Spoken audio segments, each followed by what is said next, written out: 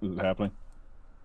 Hi, everybody. Hello, happy Sunday, and welcome to another episode of Codex Legendarium with look how many people we have. People you haven't seen in weeks, months, what is time? Uh, so hello, friends, and hello, friends that have not been here for a while. We're very glad to have you back. Almost a full party. We are missing Justin, but work has devoured his life. We hope to rescue him from its clutches eventually. But for now, we have 5 out of 6, which is better than we've had for quite some time. So welcome back, everybody. If Justin were here, I'm sure he'd have channel announcements like come and see us on Wednesday, do other adventure fantasy stuff. Does anybody else have any announcements, things they want to plug, things they want to say, anything of the sort? Yes.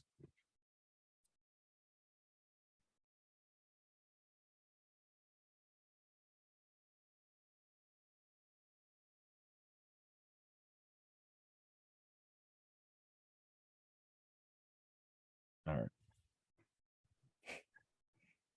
All right. Anybody else? All right.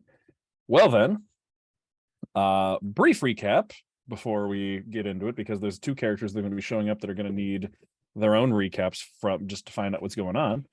But the party finished up their business in Titan's Grave. Monty's family name was cleared. Dieter was taken care of. We're not getting any sound from Jora. Thank you. My bad. Thank you. My bad. I'm running things. Oh shoot. And every time I have a little message on my Zoom, it goes across everyone. Sorry about that. My update was just that I stream at Let's Play Games with a Y to make it gay every weekday. So yeah, you can catch me there, and sometimes randomly on the weekends. Thank you. Thank you, Chad, for letting us know. Technical difficulties are constant because technology is a nightmare. Anyway, so the party finished up their business in Titan's Grave. Monty's family name was successfully cleared. Dieter was dealt with. Societal change is incoming, hopefully. Montblanc has stayed behind to help out with that and just kind of like transition some things. But he has a ridiculously fast swim speed, so he's just like, I'll just swim my way over and catch up with you. So he's like, it'll be fine. After that, the party set off and left from Titan's Grave with a literal boatload of supplies and gifts from people, all sorts of food and tasty supplies and other things. And one more thing they ended up with, well, one more person they ended up with, on their way out, they ended up with a new passenger who, on their way out, like shoulder checked her mother out of the way and then leapt off the dock, like hucked her suitcase onto the ship, leapt off the dock. Yule like tied a rope to herself, and the two kind of like collided in midair. And then, thanks to a water walk from Tedros, the two of them were able to just like walk their way over to the ship and get on as it was leaving, so she could escape her life and mother and go with the party to study and learn magic. Who is that? Oops. You didn't say the name. Oh yeah, that was Lady Marietta Veer. Okay, I figured Yeah. that's who wanted to get the heck out of Dodge, but I was checking. She was the one that was set to marry Dieter and Yeah. like generally just doesn't vibe with the whole life her mother is trying to set up for her, and just wants to sit around and like learn magic and like do magic, and that is frowned upon in high society. So she absconded and ran away from home with the party.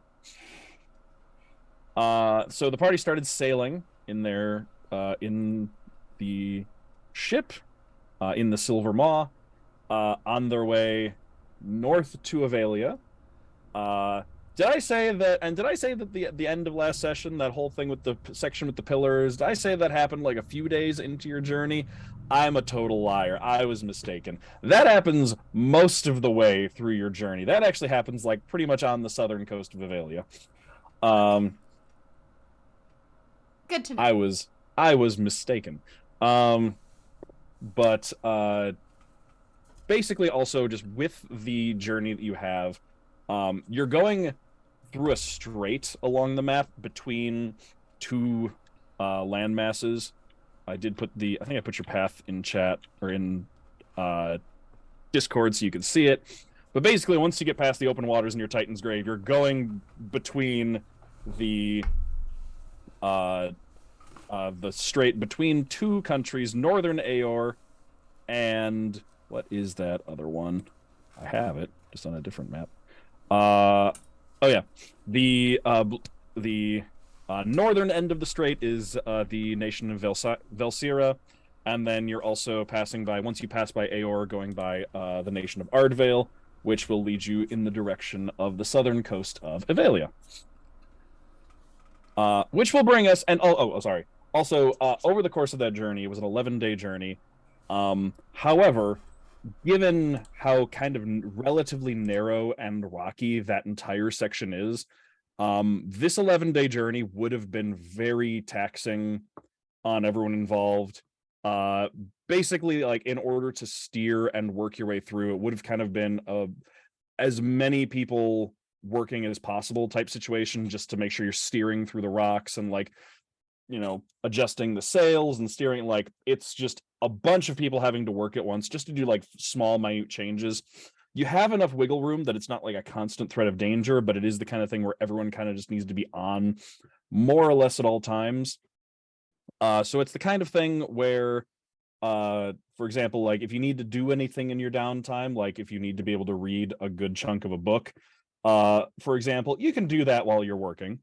Because, you know, you can just like lean over and just like adjust sails or something every, 10 minutes or so, and then go back to reading. But it doesn't leave a lot of room or like energy for like lengthy conversations or getting to know each other or things like that, which is why we're going to have 11 days worth of travel time without too much eventful happening in between, even though it's like, it's one of those things where it's going to be like, yeah, we've been on this boat with Marietta for 11 days, but we haven't really had a chance to get to know her because we've all been very busy making sure we don't die. Which brings us to where we're starting out. And I'll just repeat through this because this did happen at the end of last session, but some of us weren't here and were central to what was happening.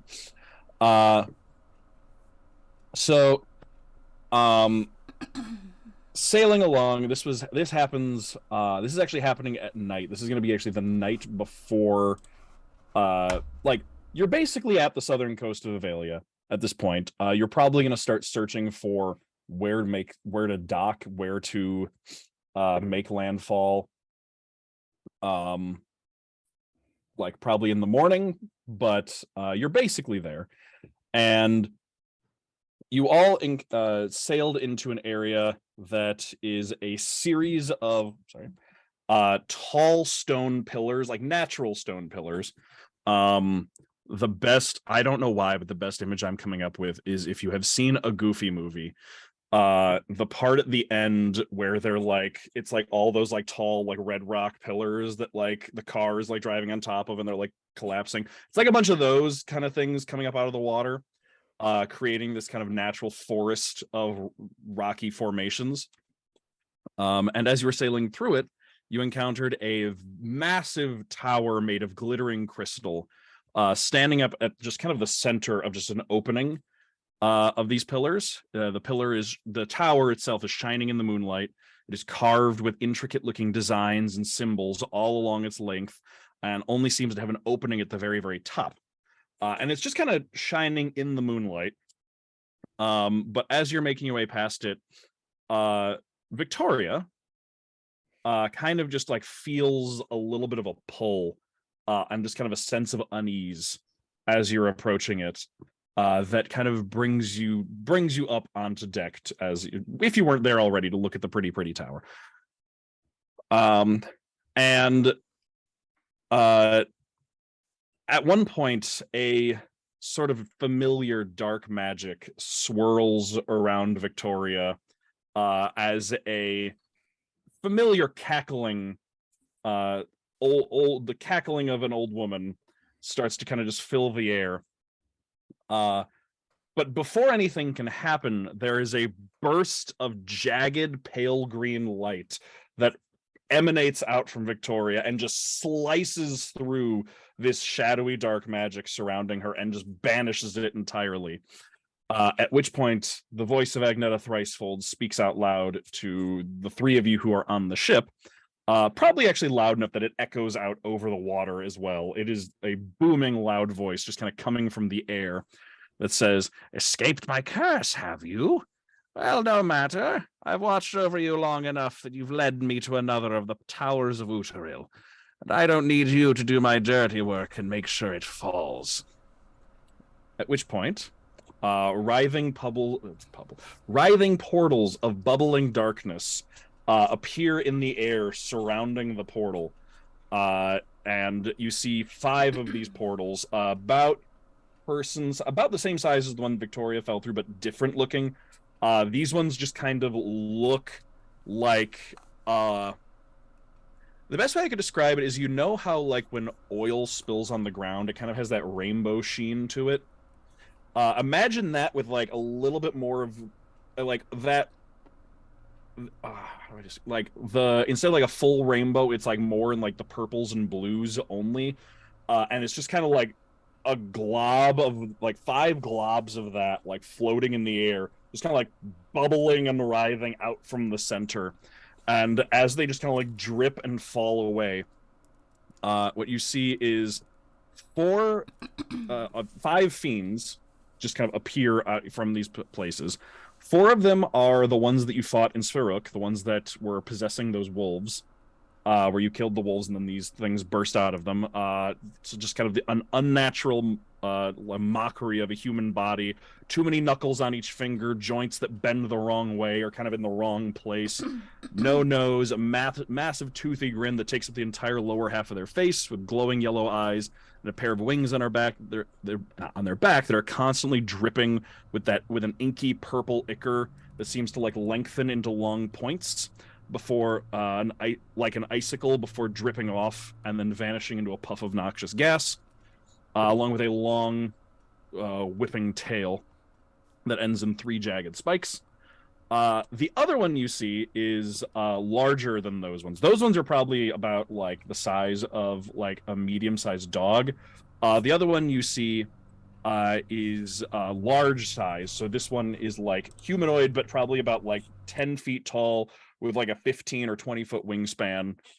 And this one, another humanoid body, but this one has long curling horns with wide wings, and it's covered in a thick smoke that seems to flow and wrap around its body, trailing after it as it flies. And you can't actually tell if it has a lower half because it's kind of doing the genie thing, like from Aladdin, where its entire lower half is just like wreathed in smoke that just kind of tapers off into a long tail behind it as it flies. And then they kind of all turn their attention in the direction of the tower, which the tower flashes a bright, brilliant silver light, bluish silver light, that just illuminates the entire area. And they kind of recoil back from it for a second before kind of lunging in towards it with an attempt to destroy it. And yeah, that is what you see currently happening, the 3 of you who are on the ship. Awesome. Wow. Oh, love that. Cool. I think Viktoria is like very shaken with everything that just happened, especially considering she has just kind of opened up about that trauma very recently on this boat. So I don't think she does anything. I think she's honestly frozen in fear. Okay. How far away is the pillar? From where you're at right now, the pillar is probably about like 200 feet away. Okay. Tedros will look to Viktoria and Yulyanya and say, steer the boat as close as you can. I have to find Marietta. And he heads off to find Marietta. Okay. All right, so you're going up to find Marietta. Viktoria is frozen in fear, so Yule, that leaves you Yeah. at the helm. So yeah, Yule was we were up on the deck, right? When we saw this happen. Okay, so she goes down to steer the ship. Okay. Which is something she totally learned how to do. Yeah, over the past over the past 11 days, you've all been trading off, so she genuinely did a basic amount. Yeah, so she will steer the ship as close as she can. Okay. As you get closer, so it takes a little bit, you're turning the ship and kind of just like naturally following it on the wind and steering it between these pillars. Luckily, the section around this tower is pretty open. It has about 100-foot radius around it where there just are no pillars, and it's kind of just like in a clearing. As you get closer, you can also, or Viktoria and Yulyanya can see, mostly Yulyanya at this point then, because Tedros went below decks.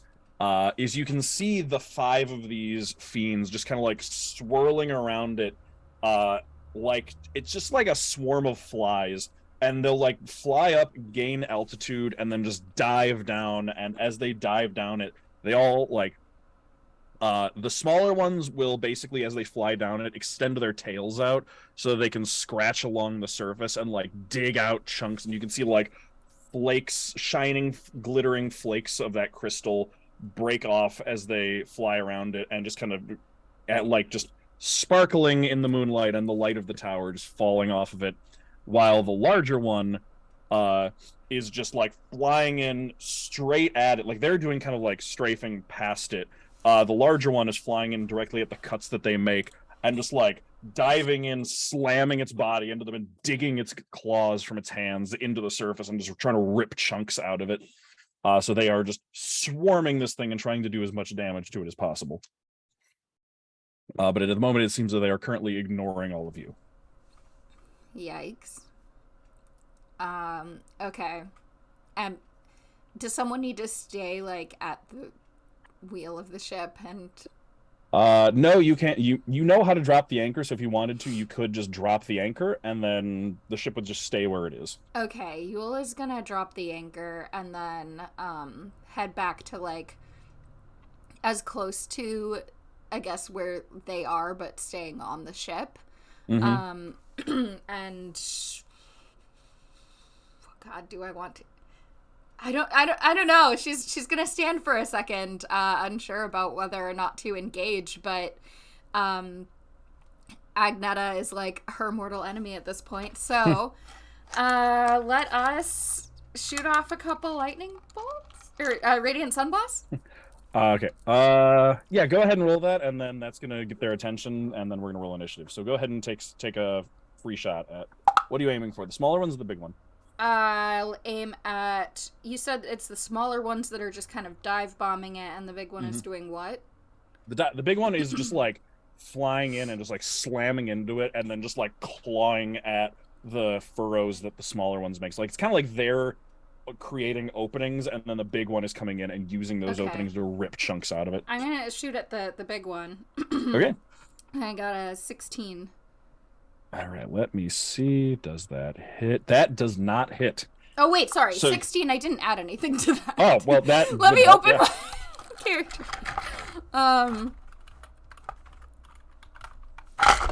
Shoot, 1 second. My bad.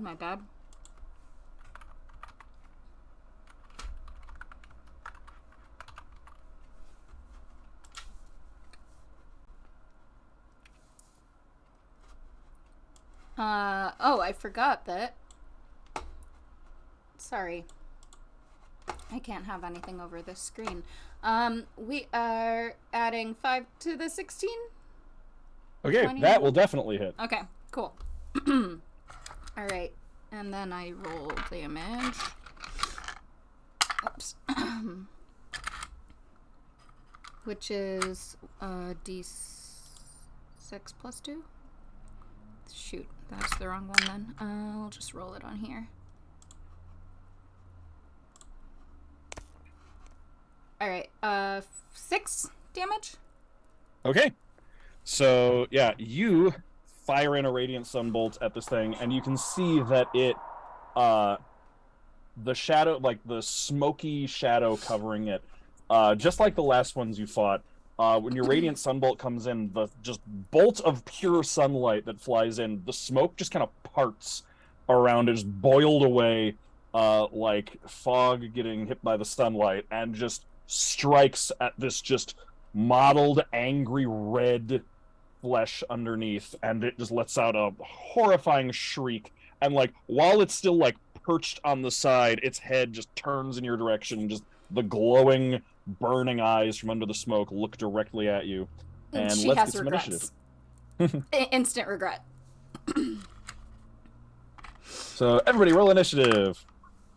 What's going on with Tedros and Oh, sorry. Yes, that's right. All right, let's rewind while you're rolling initiative. So Tedros, you get down below decks. Marietta is down there, probably just like getting ready for bed at this point. Yeah. And Tedros says, Marietta, Mm-hmm. one thing you've probably figured out about us, but you're definitely going to have to learn, is that we sometimes end up having issues pop up at random. I need you to come with me. You're going to come right back, but I need you to come with me. Oh, okay. All right. And she'll follow you. And as they're going up, he says, we will explain more later about exactly the nature of this, but we are going to have to deal with a problem. A flying problem, a very inhuman problem. I'm going to touch you. I'm going to cast a spell on you, and then I need you to go back to your room, lock the door, and stay there until we come get you. Oh, okay. All right. Okay? Mm-hmm. All right. Then he will actually kind of have her stop, like, before she can see the things that are going on. And as soon as, essentially, as he's ready to get back up on deck, I think he'll probably grab his shield too, because that makes sense. As soon as he's ready to get back on deck, he will touch her on the shoulder and say, go now, and he'll cast Sanctuary on her. Okay. Is Sanctuary concentration? It is not concentration. Okay, It'll last for a minute. And if it lasts more than a minute, I think we're fucked. So, all right. So basically, while you're talking to her, you can feel the ship is moving, and right about when you get her to a room and you cast Sanctuary on her, you hear the like chunk of the like of a mechanism on deck before you hear the like sound of chain unfurling, just and then the splash as the anchor falls into the water and the ship is anchored. You can see just light streaming in through all the portholes. You come up right next to this thing, just like solid beams of silver light coming in through the windows, illuminating the inside of the ship. all right. All right. Yeah. And then after he does that, he will head up on deck. Wait. Go ahead and I'm gonna say on your way up is when you're gonna hear like the shriek from up above. So roll initiative. You're gonna be below decks at the beginning, but like within a move to be able to get up on top of onto deck. So what everybody get?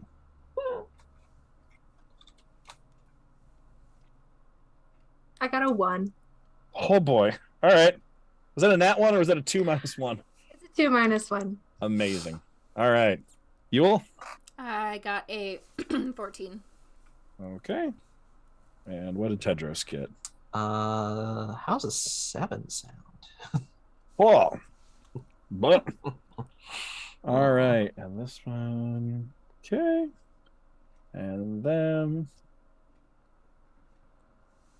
Okay. All right. Okay. So let's see here.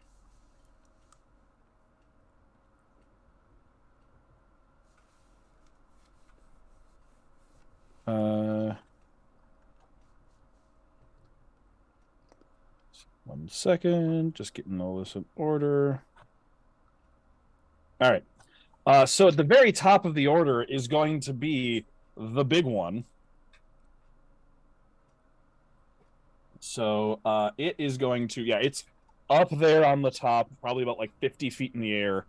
And it's what it does is it's just going to release with its claws and just kind of turns and just naturally plummets downward towards the ship. Right at the bottom, it flares its wings out and just kind of like stops in the air directly above Yule. And it is going to lash out with actually Yeah, actually, it is going to open its mouth. It's gonna stop. It's gonna, with claws out, wings flared. It opens its mouth, and it's like you can see just the smoke distends downward as its mouth opens, just like unnaturally large, and it just exhales this like burning cloud of ash. But like the embers floating inside of it are like this dark purple fizzling kind of color, so, and like it doesn't seem to be hot, and is going to exhale that towards Yule and Viktoria. So I need both of them to make me charisma saving throws. Fine. Last time I did a Christmas saving throw, it didn't go in my favor. Yikes.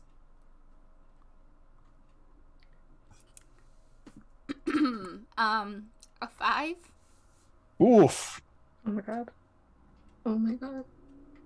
I got a 17. Okay. So let's see. All right. So Victoria's going to take half damage. Yule's going to take full damage from this.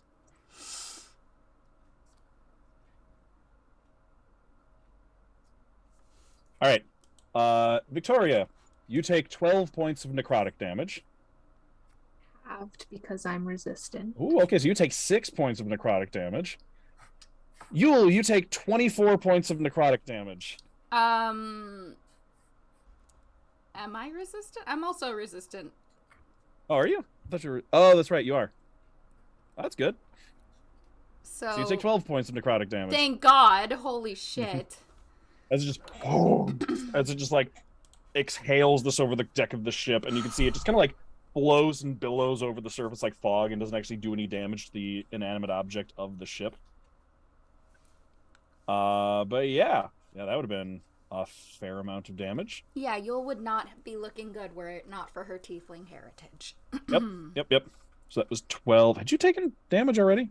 It looks like it. I don't know how. This is after like 11. I think you didn't. This was like 11 days of rest. I don't think I rested. Real quick, hit the long rest button and then do that 12 points of damage. I'm like, you. I just check. I'm like, you shouldn't be at 15. I'm realizing I shouldn't at all. Okay, there we go. All right. Okay. So that was the big one's turn. That'll bring us to Yule. It is floating directly in front of you. Okay. Radiant Sunblast to its face, hopefully.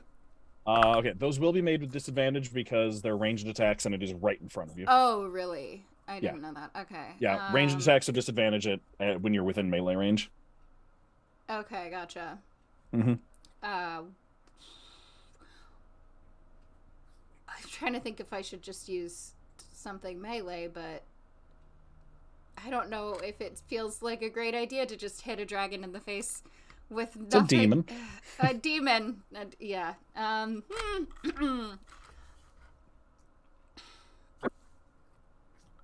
Okay. Well, I already rolled for the Sunbolt, so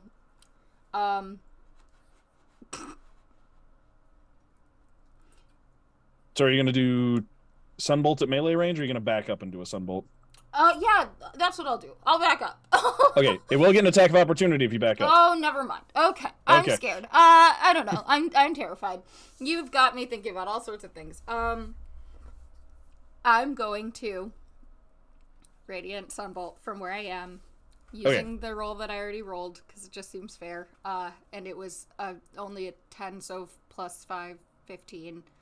Okay, that'll miss. Yeah, I figured. So I'll try another. That's even worse. Okay, so you're just just standing there on the deck and throwing sunbolts at it, and it's just like as it's kind of floating there, it just kind of like dodges and sways with its wings, and you're just like you're cutting through like the shadowy smoke that's just kind of like coming off of it, and like you can see it's parting around it, but then there's just nothing underneath it. Okay, I'm going to then use Burning Hands. You already made your attacks. Oh wait, no, Burning Hands is a bonus action for you, isn't it? Yeah. That's right. Yeah, you can do that. So I'll use Burning Hands. Okay. So it needs to make a dexterity saving throw. Yes. That's a 22 on the dexterity saving throw. Oh, Gonna guess that makes it. Yes. Okay. Still half damage though for fire damage. Okay. So do I roll for the damage? Yep. Roll full damage and just get divided by 2. Okay.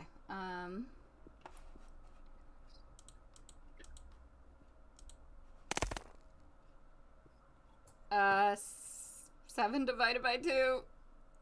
So 3. Okay. Okay.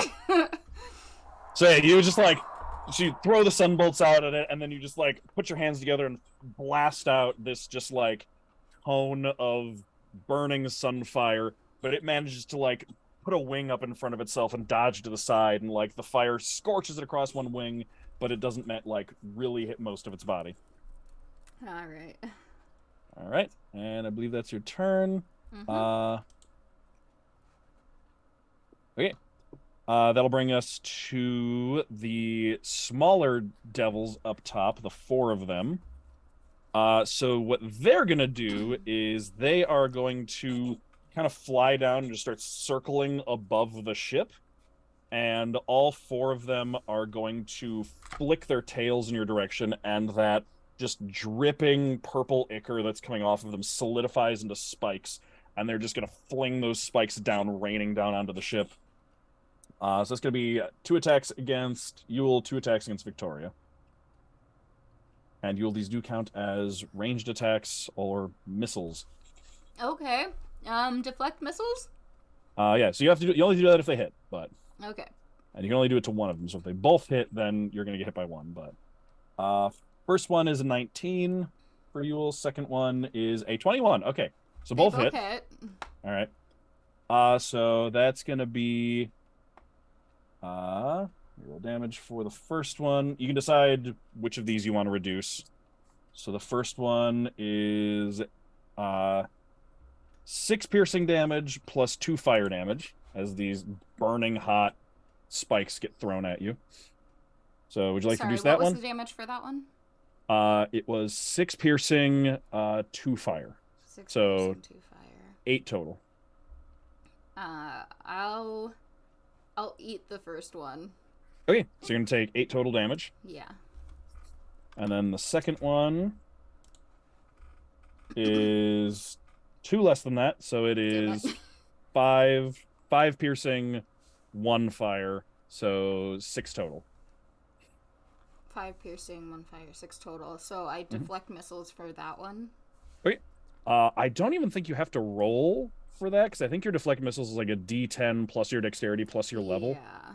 So that one you can just, if you just use your reaction, you can just deflect that one. If you would like, because of how the ability works, if you spend 1 key point, you can catch it and throw it back. I will spend the key point to try to throw him back. Okay. So then just roll an attack roll, roll a ranged attack roll. So basically it's the same as your same attack bonus as your Radiant Sunbolt. Okay. But the damage will be the same as the tail spine. I literally rolled a 5. I don't know what I'm supposed to add to that, but I don't think it's gonna do anything. Yeah, I think it's +5 is your bonus to attack. Okay, Yeah, so you get hit by 1 and it just like sinks in and it's like burning and searing into you a little bit, but then you catch the second one out of the air and then fling it back, but you just kind of like the pain from that first one. You're a little overwhelmed. You fired up a sunbolt and all of a sudden there's demons just like raining death on you, and so you're just like kind of frantically toss it up there and it just like flies a little wide and misses. But that is all of them, and that is going to bring us to Tedros. Didn't you say there was attacks against Viktoria? Oh, that's right. Yes, I did. Thank you. There's 2 against Viktoria. That is a 7 on the first one. That doesn't hit, no. And the second one is a 22. Yeah, no, that hits. Okay. That is going to be minimum damage for 3 plus 1. 4 points of damage. 3 piercing, 1 fire. That hurts. And then that'll bring us to Tedros. Thank you. You know what? Inspiration for reminding me about attacks against you. I need to remember to give you all inspiration for things, and I will reward honesty in the face of my mistakes. Yay, I love it. Yay. Tedros comes on deck and very quickly is displeased. You know, That healer lifestyle. So the first thing that he will do is yell, "Hey, leave them alone." And he will cast Bless and target all three of us. So everybody has a D4 to add to their goodness. Okay. That is for attack rolls and saves. All right. And he will move a little bit. He won't get in close with them. He'll stand off to the side, but kind of try to make himself look a little bit like more like a target. Okay. So you're on the deck. You're just not like, you didn't get right up in the face of the big one. Yeah. Okay, because the big one's the only one that's within like melee reach. The other 4 are just circling around like probably 30 feet in the air above. Okay. Yeah, they can do that for now. All right. I'll get them later. That will bring us to Viktoria. Hi. I think kind of what happens to Victoria, so she was frozen in fear, but it's kind of like in like, you know, those Call of Duty games when you get hit by a flashbang and it's just like loud noise and then slowly comes back into, or like rather quickly comes back into focus, considering the fact that she's been hit twice now. I am just needing to look up if something is a bonus action or a full action. She's definitely very quickly brought back into the real reality of what's going on and the fact that you should not be frozen in fear when this is happening. Oh, fuck. It is a 3rd level. So how many are circling the tower 30 feet away? They're actually circling above your ship now. There's 4 of them up there, and then there's the one big one right in front of you. Cool. I am going to pop out my wings and go to those. I just need to see if this spell is a bonus action.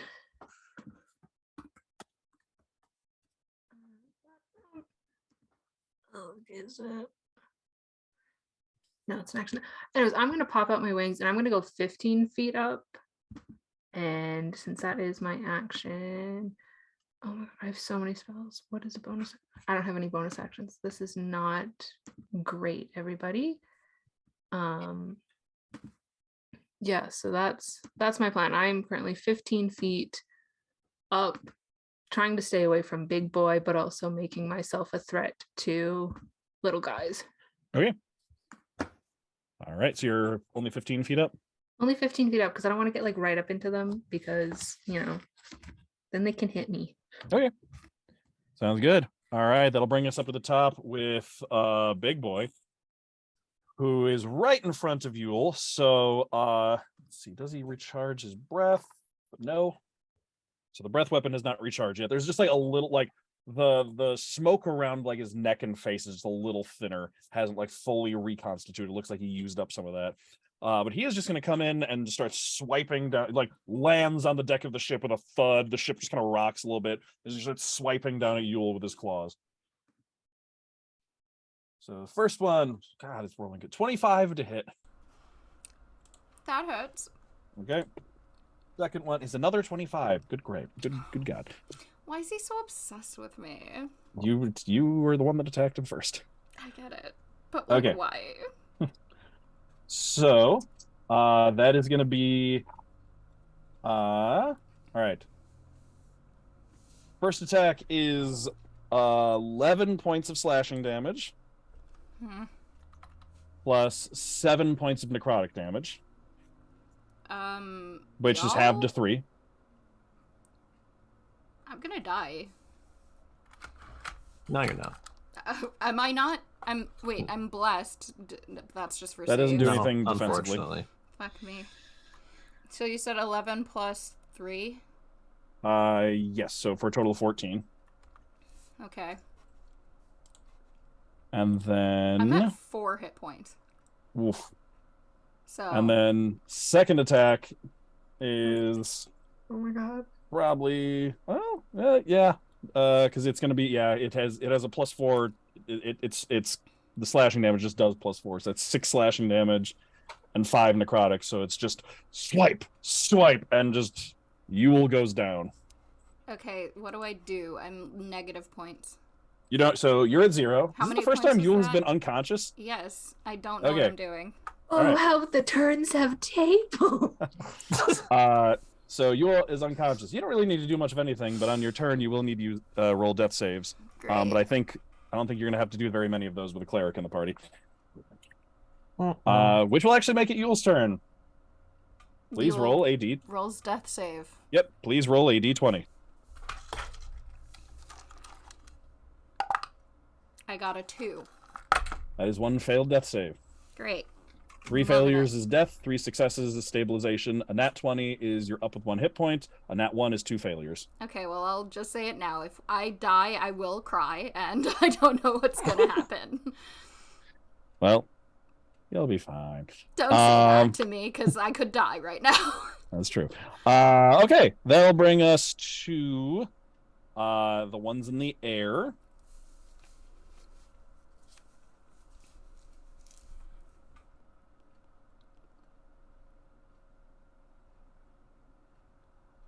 One second. All right. The ones in the air are going to all drop down that extra 15 feet and just kind of swarm Viktoria with like just bites and claws. So Excellent. Yep. Exactly my plan. That is going to be a total of with 4 of them 8 attacks. They have a terrible bonus to hit, but Viktoria got new armor, so Victoria's AC isn't trash anymore. I'm assuming you were sailing with it. I am wearing it. Yeah. It's part of her routine to take it off. She hasn't taken it off just yet. We haven't gone to bed yet. Yep. All right, so first bite is a 10. Does not hit. Okay. Second, and then the claw on that one is a 14. Nope. Okay. And then second one's bite is a 15. Nope. Okay. Claw, dirty 20.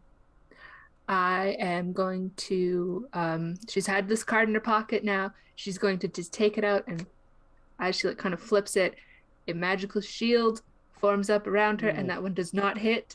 My AC is now 21. Okay. Okay. They need to roll a 19 to hit you now. These things have a +2 to hit with melee range. All right. So that was the second one's claw that just did that. So you have 4 more attacks. Bite. Nope. Claw. That one is a nat 20, so that one will hit with a claw. So far, that's 1 claw hit. And then the other one is a 16 and a 15. So only out of the 8 attacks, the only one that hits is a crit. I will allow it. I will allow it. All right.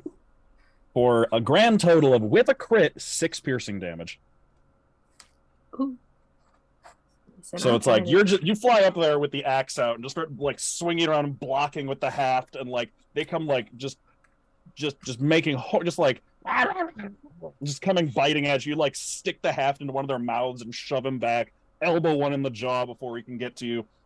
Like they're swarming you, but you're fighting them back. One of them just with the claw manages like as you're just like shoving one of them back, one gets up behind you and manages to just like claw across the back of your neck and catch you but like it doesn't go very deep. It's like a vital spot, but not very deep. And that's the only one that manages to hit. And then that'll bring us to Tedros' turn. Tedros walks over and kind of angrily pulls off a bundle of feathers from his holy symbol and slams it against his shield. He uses action to do arcane abjuration. Any celestials, elementals, fays, or fiend, hopefully the last one is the appropriate one, have to make a wisdom DC 14 save, or they get turned the same way as undead do. Okay. What's the range on that? 30 feet?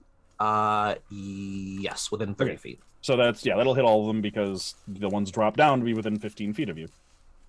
So we'll start with the small ones. Wisdom save, you said? Mm-hmm. Okay, DC first 14. one 9.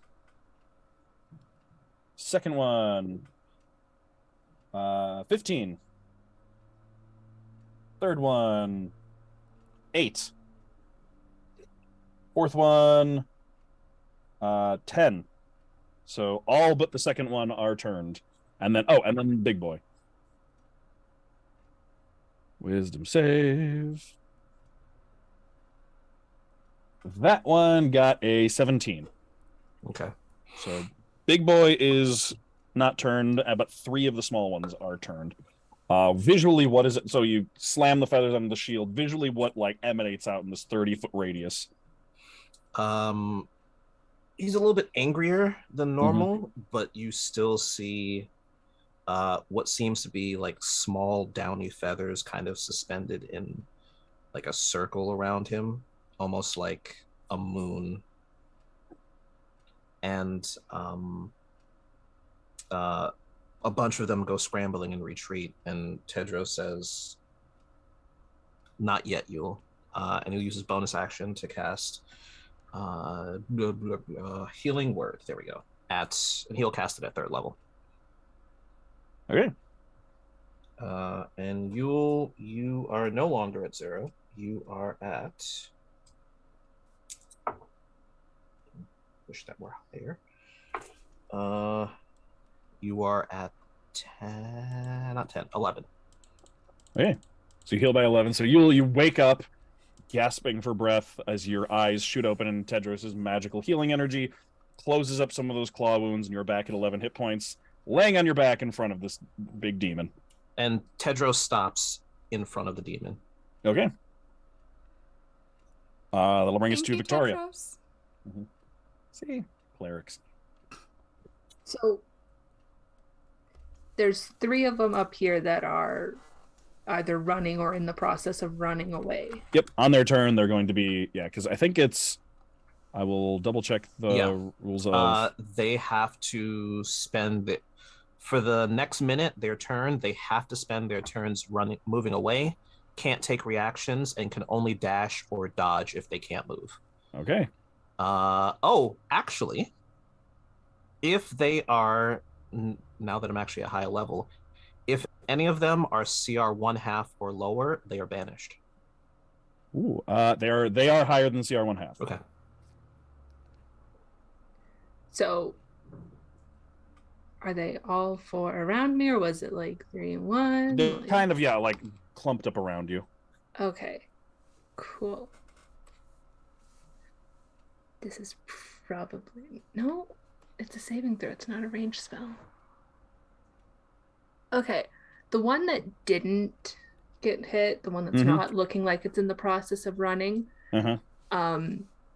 Victoria is just kind of... She's still fully coming back, and so she's going to kind of withdraw into that, like, that bright green energy again. It starts to swirl around her hand, and she's going to just force it out towards the mind of that one that did not go. And I need an intelligence saving throw, please. All right. Historically great at those. 4. Awesome. So that is 2d6 psychic damage plus radiant damage, because I am wings out. Okay, so 5 and 4 is a 9 psychic damage. I literally just had to ask more time open. Is it my... It's our level. Okay, and then additional 5 radiant damage. Okay. We're These ones are vulnerable to radiant damage, so it actually takes an additional 10 radiant damage. And it must subtract 1d4 from the next saving throw it makes before the end of my next turn. Okay. That one looks terrible. That one just like the where its ears should be, just like, instead of, because it's constantly just dripping with purple, just like red just starts to run out of where its ears and eyes should be. All right. Is that your turn? I think she's going to kind of start to clue in what's going on down there and starts planning her next moves, but she's not going to do anything over there except maybe give a worried glance. Okay. Biggin's turn. Biggin is going to... Tedros just stepped up and got in its face, so it is going to take a swing with some claws at Tedros. First hit is going to be a 21. No, sorry, 24. That does hit. Okay. Second one is 15. The 15 misses. Okay, so it only hits once. 4. And I believe you're also resistant to necrotic damage. Mm-hmm. This thing does a ton of necrotic damage, and like all 3 of you are resistant to it. And it does maximum necrotic damage. So that's me 5 slashing damage. Mm-hmm. And then 12 necrotic, which gets cut in half down to 6. Okay. So it slashes at you, and yeah, the gouges that it leaves just like are filled with just like this festering, shadowy, just necrotizing magic. But you're naturally resistant to it, so it doesn't do as much damage as it could have. All right, and then it's its turn, bringing us to Yule. Yule is going to do I have to do anything to stand? Like, I'm awake, but Stand. I don't think you have the athlete feat, so standing up, it just takes half your movement. okay, so I'll stand up and think I'm going to do shoot. Where'd it go?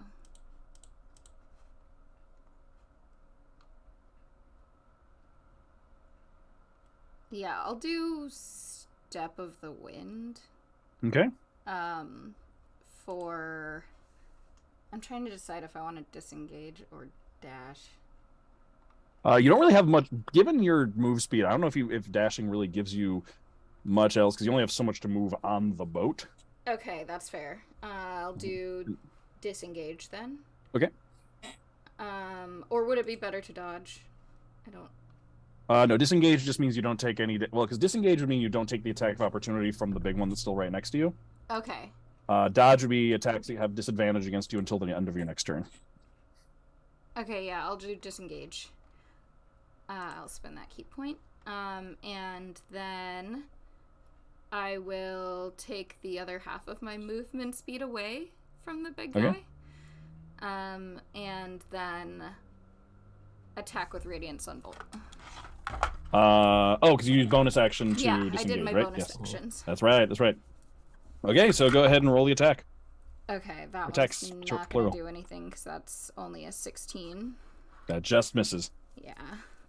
Do you have a D4 for bless? Oh yeah, roll bless. Oh, bless. D4.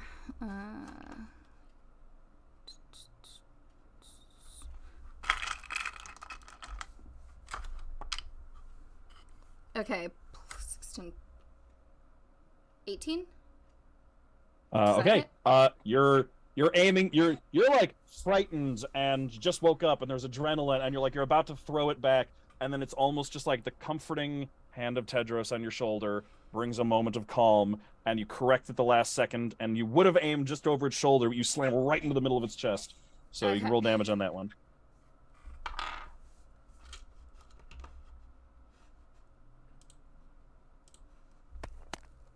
Okay, that one is 6 damage. Okay. And then second attack. Second attack will be... Come on. Ugh, nope, that one misses. Okay. Even with the D4? Yeah, absolutely. Okay. All right. That will bring us to... That was Yule.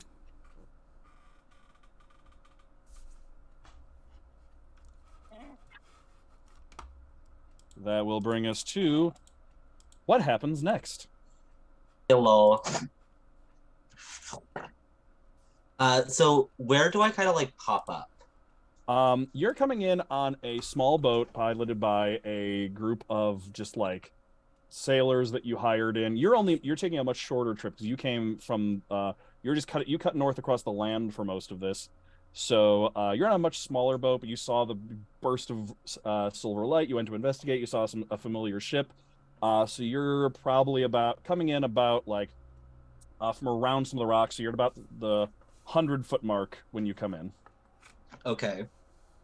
100 feet. Then let me just see what this spell's range is. Okay.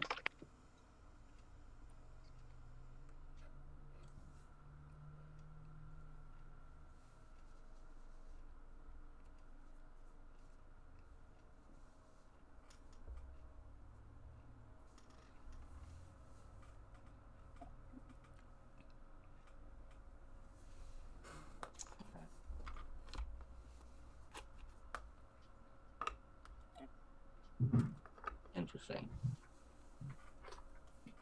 So am I using like my movement or the boat's movement? So the boat will move. The boat's gonna move on. Like it'll move right before your turn each turn. But if you Okay. want to get off of it and just like move somehow under your own power, I mean you're on water, so if you want to swim, you can. But Mm-hmm. Okay.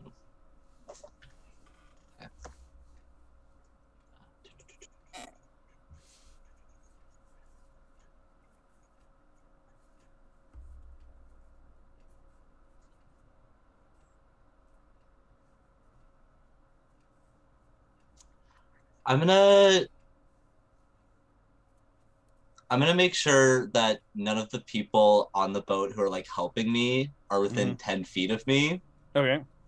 And then I'm gonna cast Thunderstep. Okay. And just like there's just this horrifically loud boom, and all of a sudden Galina is on the deck of the ship. Probably like right beside you all. Okay. So I and like to imagine then- I've got it. That's got to be because the boat you're on is pretty small. That's got to be like leap off the front of the ship midair, just Yeah. and then just with a burst of thunder and like slight flash of lightning, Galina just appears on the deck of the ship. The rest of you were too distracted to see the boat, so Galina just with a burst of thunder just appears on the deck of the ship. And then with my bonus action, I am going to send out Leviathan to wrap around Tedros. Okay. As it kind of like comes flying out of the tattoo, it like circles him and it's like weird roar thing. And then just like bears its fang at the demon and like bellows. Okay. And then just like hand on shoulder to you, I'll be like, "Hello, little sister."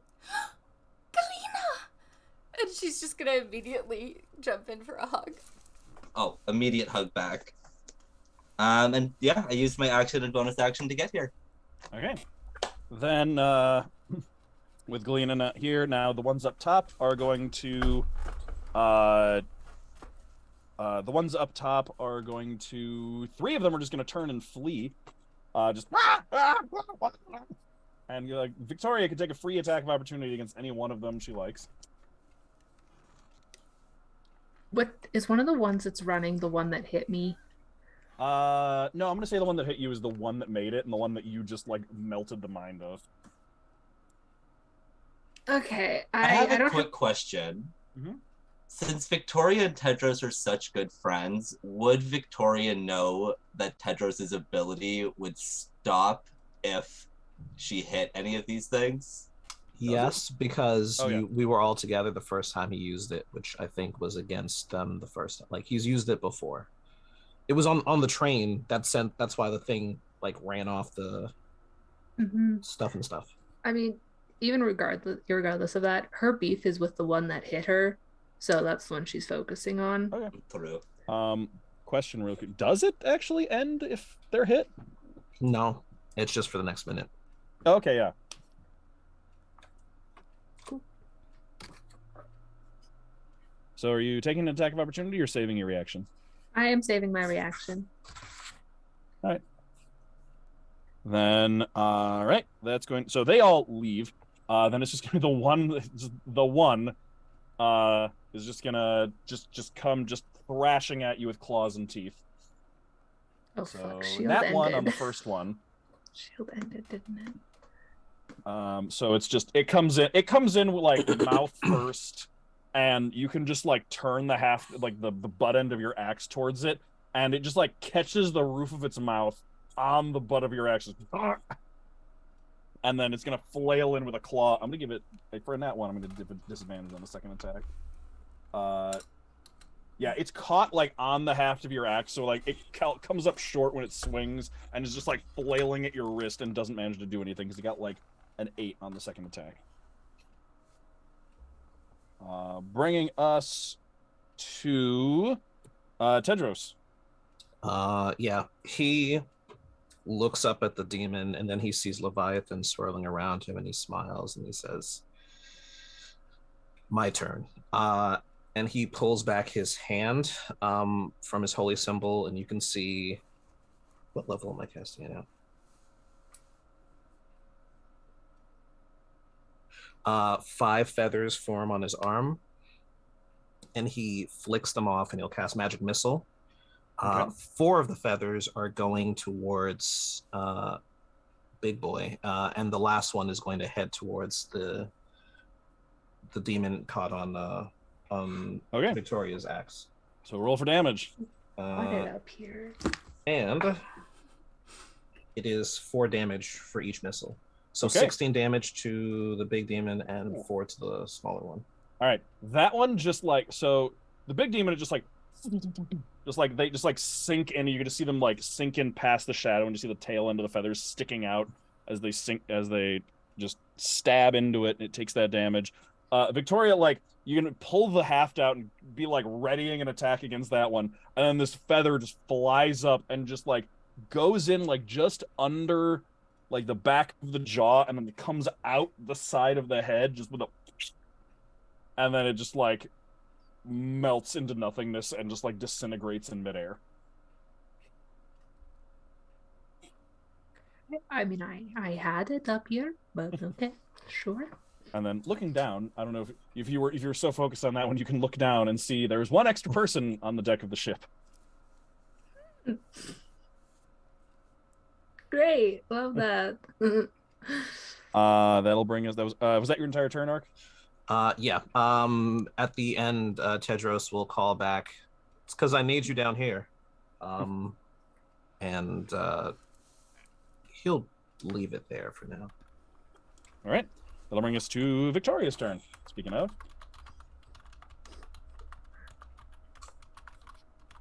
Okay. She sees Leviathan. She clues in that it's her sister.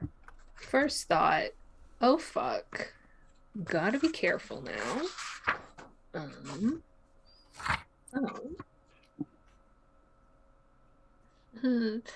That definitely changed everything here. And all 2 bunched up, so I can't do that. What the fuck? Oh my god. I think if it helps, it's only Tedros who's by the big one. There's some distance between, I think, the 2 of them and where everybody else is. Yeah. Yep, that's the most important one. That's the most important one, okay? I'll be fine. No, you won't. I'm blessed. Not with this. Not with what I had. Not with what I had. Okay. Is Big Boy within 60 feet of me? Oh, absolutely. You're only 15 feet up, so his head is probably like only a few feet below your feet. Okay. Great news. Great news. Fuck it, I guess. We're here now. She's gonna still that same green energy, and she's gonna fucking throw it at Big Boy as she comes down, like almost like a dive bomb. Okay. And this time though, it's not the sliver. Where is it? It is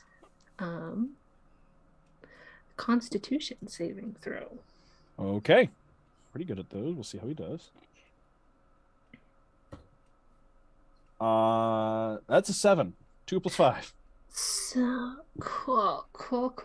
So this is, they begin to say frost, but not frost. It's kind of green, light green. Doesn't look exactly like frost, but it's cold. For 10 points of cold damage. Okay. 5 points of radiant damage. Okay. And This one is now- not vulnerable, so 15 total. Yeah, and it has disadvantage on its next weapon attack. Okay. At the end of its next turn. And please describe what that spell looks like for us. So most of these spells start the same way, with this like light green energy kind of swirling around her head, and or not her head, her hands, and she just kind of makes a different hand motion for each one. Like with the Mind Sliver, it's very much like that. But this one, it's kind of like coming up from the bottom as this kind of green frost starts to snowflake across his skin before sinking in, causing the damage with a faint radiant glow because of the wings. But and most importantly, there is no cards involved in the casting. Oh yeah, I forgot that little bit. And she'll like Interesting. come in like a dive bomb, like almost like Tokyo Drift, so that she's ready to go right up. So next to this. you like dive in past them, flare out the wings, kind of like catch the air backwards on them as you just like circle around it. Yeah, and I'm gonna sound like off to the side of him, axe ready. Okay. All right. So that was Viktoria. That's gonna bring us to his turn. Hi, sister. So with that, he's going to split his attention between the two that are in front of him, one against Tedros, one against Viktoria. So Tedros first. Is this a weapon attack? Oh, yes, it is. So he has disadvantage. Good, because that was a nat 20. Yeah, I like that. I like that. All right. That's a great shift. That still is a 22, but it's not a crit. So it's like he's coming in for Tedros's neck.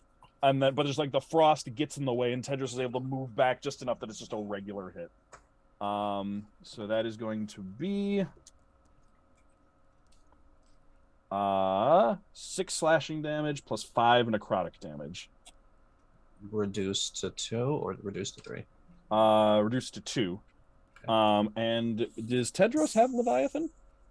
Sorry, just to intersect very quickly, Tedros, please take 5 points of healing back. Oh, that's right. That's how that works. As I will do that. Leviathan lights up like an Aurora Borealis. And then also, because I am now level 6 as well, as part of that same reaction, Leviathan lunges out and chomps into this creature, causing 5 points of cold damage. Wait, you're level 6? Are we level 6? Yeah. Oh my god. Should it you've been saying 5 when it should be 6? Oh yeah, for the radiant damage, yeah. Yeah. But Yep. I think I know why, but yeah. But yes. How long have we been 6? A while. Yeah. Why did we not level up after defeating Crab Kaiju? Because I usually love you guys up before important things, not after. That's so kind of you. I mean, I think it's more fun to like be able to use the new stuff on something like big and exciting as opposed to like doing the big exciting thing and then like being like, no, I've got cool stuff. I can't wait to use it. Okay, so it's 5 points of cold damage. It is resistant to cold, so it's going to take 2, but still, Leviathan actually lunges out and just chomps onto the arm like as it's retreating back, and like the teeth just like drag along the skin underneath the smoke, and then Leviathan just curls back up around in defensive posture around Tedros. And then the second attack is going to come from Viktoria. Yeah, bring it, or dude. A 13. That does not hit. Can Yeah, you slashes at you, but just catches its claws on your armor. Bring us to Yule. Yule is very excited to have her sister. She was scared before in this fight, but she's re-energized. So after that wonderful hug, she's going to try and steady her focus back on the big guy. Mm-hmm. And we're going to try a Radiant Sunblast again. Go ahead. Oh, nat 20! Nice! The hug In energy. the face! The hug energy. Okay, so that damage will be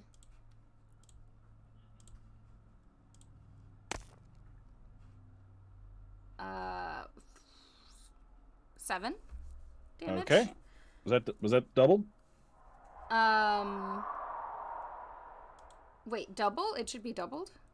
Because because it was a nat The 20. dice, yeah. Oh, that was so not whatever doubled. you rolled in the dice, double that, So and then 14? add the. Quick maths? Well, just wait. What'd you roll in the dice? I rolled a 5 in the dice, added 2. Okay, so it's 10 plus 2, so 12 damage. 12 damage, okay. Okay, so yeah, Radiant Sunbolt just to the face. The like smoke around it just like parts as this Radiant Sunbolt comes at it. and you can see just this like there's this term in the archaeological society circles called shrink wrapping, which describes how they've accidentally made dinosaurs look incorrectly because basically they're like only the skin and bones. It looks like as if someone were to have constructed a humanoid face with the shrink wrapping method, where it's just like the shape of the bones, like with the skin just like taut against it, and like there are no lips, so it's just teeth, just jagged black teeth with that like purple in between them for gums, and then just this angry mottled red skin and a pair of just like solid purple eyes looking at you before just a beam of sunlight just hits it straight in the face. Terrifying. And then the smoke just covers back up over it again, and you can roll your second attack. Very Krampus face. Okay, that was a 1, but I'm lucky, so we're going to roll that again. Yeah. That scared her so bad that she fumbled, but regained her footing and got 19 plus 5, 24. That'll hit. I'm quick mathsing. Yes. Okay. You like stumble a little bit and fall back, like have to stagger back and throw it out and just hit it right in the stomach accidentally. Yes. Okay. We rolled that damage. That is a 3 plus 2 is 5. Okay. Another good amount of damage as you strike it right in the stomach and just see it's just like mottled, twisted. It has like abs, but they like the line in between them kind of like meanders around a little bit. It's like squiggly. Okay, and then she's going to do she's gonna do another burning hands. Okay. I'll spend what's the I think you need to move closer to do burning hands because that has like I think it's like a 15-foot cone. Yes, you are correct. So I haven't done any movement. Correct. So you can just move up to be within 15 feet. Okay, so I'm moving up to 15 feet, and I will deal. Do I just roll that damage? He needs to make a dexterity saving throw. Dex save. Okay, so you move up and just another blast of golden sunfire in a cone. He gets a dirty 20 on the dexterity save, so he will take half damage from this. Okay, all right. I will still roll 3d6.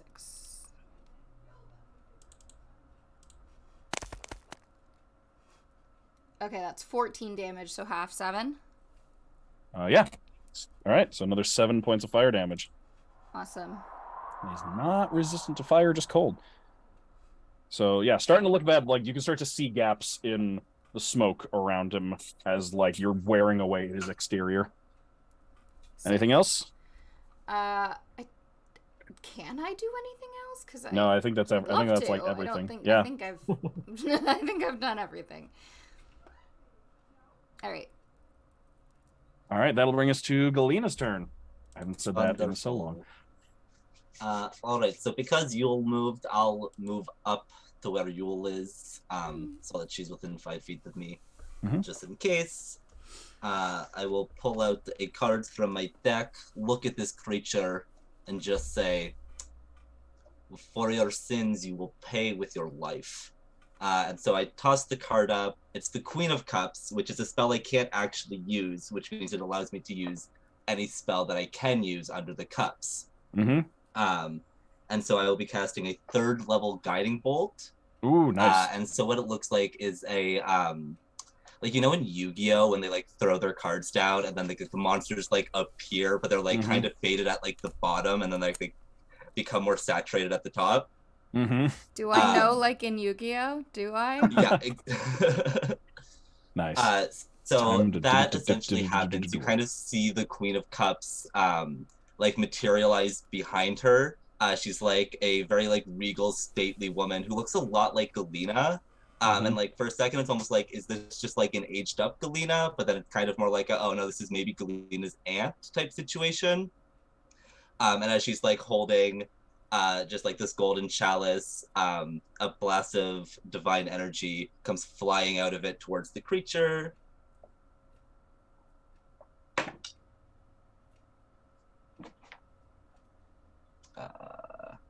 And that is an 18 plus 7. That'll absolutely hit. Alrighty, so it's 46 at level 1, which means 66 at level 3, yeah? Mm-hmm. Yep. Mm-hmm. Alright. Righty.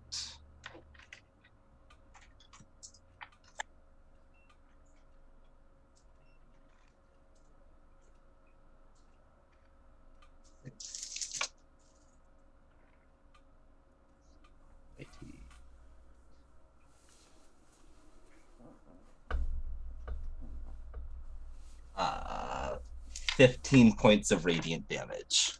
Oof. All right. That is not looking good. As that so just radiant bolt of energy just slams into this thing and just peels away the smoke around it. It is just standing there, just full, like, exposed now. It is not like the smoke has been completely removed away from this thing at this point. You can just see the full, just like twisted, it's like too many knuckles on the fingers. Just the arms and legs bend unnaturally. It's as if, the best way I could describe it in modern terms is as if an AI tried to create a person. The parts are there, but not the right numbers and not the right places. It is just like just as if it was. It's or like when medieval people would try to like draw pictures based on descriptions. It's like if someone tried to create a person based on like a second or third like person description. And yeah, it is standing there. It is looking bad, but it's still up. That'll bring us to the just flock of other demons that are just flying away further into the air. Unless Galina had a bonus action. Nope. Okay. That'll bring us to Tedros. Yeah, Tedros will once again pull some energy off of his holy symbol. This time it's 4 feathers, and he will cast Magic Missile again, which does not, in case it's still standing, will not stop, will not use up the advantage. Okay. Because it doesn't roll. So that is 5 damage per missile, so 20 damage. Force damage. How does these unerring and faultless flights of feathers strike down this demon? I think that Tedros has them, and they all fire in a line. Mm-hmm. And so it's like they line up with his head, and it's almost like each feather is pushing the others deeper and deeper until they all come out through the other end. Nice. So it's just like one, and then another, and then another, and then another, and another, until just like they all come out his back, and then as he's falling back, he just dissipates and disintegrates into that same smoke that just fades away into the air. You got great timing, Galina. I try. I'm very happy to see you. Oh, how is everybody? I mean, besides demons, which is fun, I guess. There's a lot that happened. Just give me a moment. And Tedros is going to make a medicine. Well, is there anything else? Are we out of initiative or? Yes, yeah. The other 3 fly away. Okay. They basically like are not going to. You actually, there's a moment where it's like you're I suppose you kind of are but aren't, because like they're still in play, but eventually they get far enough away that like they just kind of dissipate, and you just hear Agnetta's howl of frustration echo out around these rocks before just kind of fading, and her voice rings out just howling in anger, and then the towers like flares into brighter just like flashes for a second, and then her voice is just like purged from the area, and it's just left standing. Okay. In that case, Tedros will check everyone's wounds to see if they're anything like the infected ones from before. Good call, because yes, you will. Speaking of, I was just about to mention that it's going to be a Constitution saving throw from Yule, Tedros, and Viktoria. 'Cause all of you got hit. Mm-hmm. We still have bless. Yes, yeah, you do. Okay. Constitution. Mm-hmm. Mm-hmm.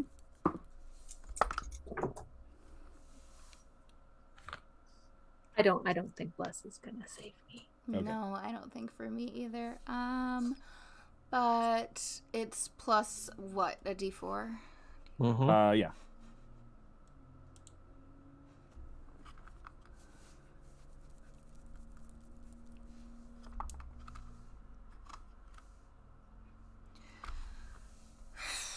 Um, 12. Ooh. All right, so 12 for Yule. What does Viktoria get? Jesus. What was it? It's a 3. With a D4? No, with the D4. I Okay, rolled a D4 just because I was like, D4 What's is your con probably not. modifier? Currently it's a 1. Mine's Okay. 0. All right, yeah, fair. So with the D4, it comes to 5. Okay, all right. And then Tedros? More than double their combined. I have a 19. You're fine. Yeah, I Tedros know. does not care. So Tedros, you're feeling absolutely fine. The other two, the wounds do have a little bit of that like kind of infected quality to them, starting to turn purplish at the edges, and you just kind of feel fatigued and just like this, just kind of feverish. Yeah. He catches that and will use his other 2 second-level spell slots to cast Lesser Restoration on both of them. All right, and that immediately clears it up. Cool. Like to cast 2 messages during this time. Okay. One to Tedros and one to Yule. It's gonna be the same message, but she's just kind of doing this, and she's like, "Under no circumstances do you tell Galina that I left." And Tedros, when he puts a hand on Viktoria and removes the affliction, will just give her a small nod. Yule's just looking at Viktoria, and like as soon as she heard the message, is just like,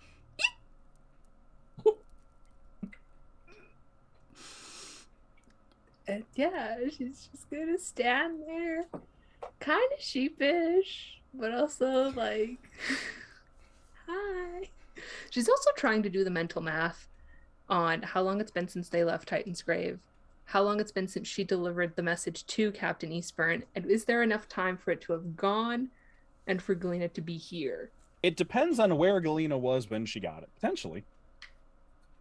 Under What Victoria's. is with look on face, Victoria? Why you look so sheepish? You're not excited to see your twin sister?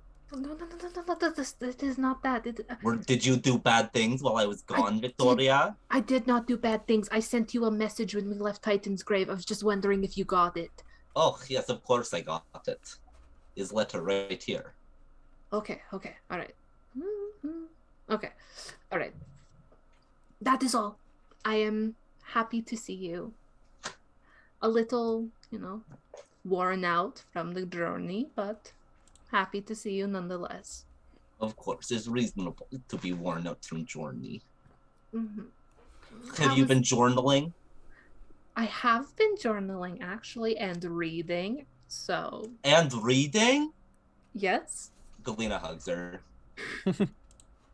is Yule right next to everyone? Like, is Victoria's everyone all more or less, together? yeah. Yeah. Victoria's You're pretty much motioning all for just Yule on the to deck get of the in. ship, yeah. Yeah, Yule's just like, I've been journaling too. Yes. Big hug. Yule, why don't you tell Galina about your journaling and what you're doing for Lady Stanley? Yes, fill me in. Tell me all fun adventures happened while gone. It's not complete yet, but I'm trying to write Lady Stanway an adventure book of the adventures we've been on, and just documenting the types of creatures we've come across, like the Danger Kitty and the Evil Witch Lady, who we just encountered again. Yes, her reach seems much longer than originally anticipated when we found out she was stuck on mountain, huh? Yeah, I thought that she was going to stay on the mountain. She should have, I think. She technically still is, but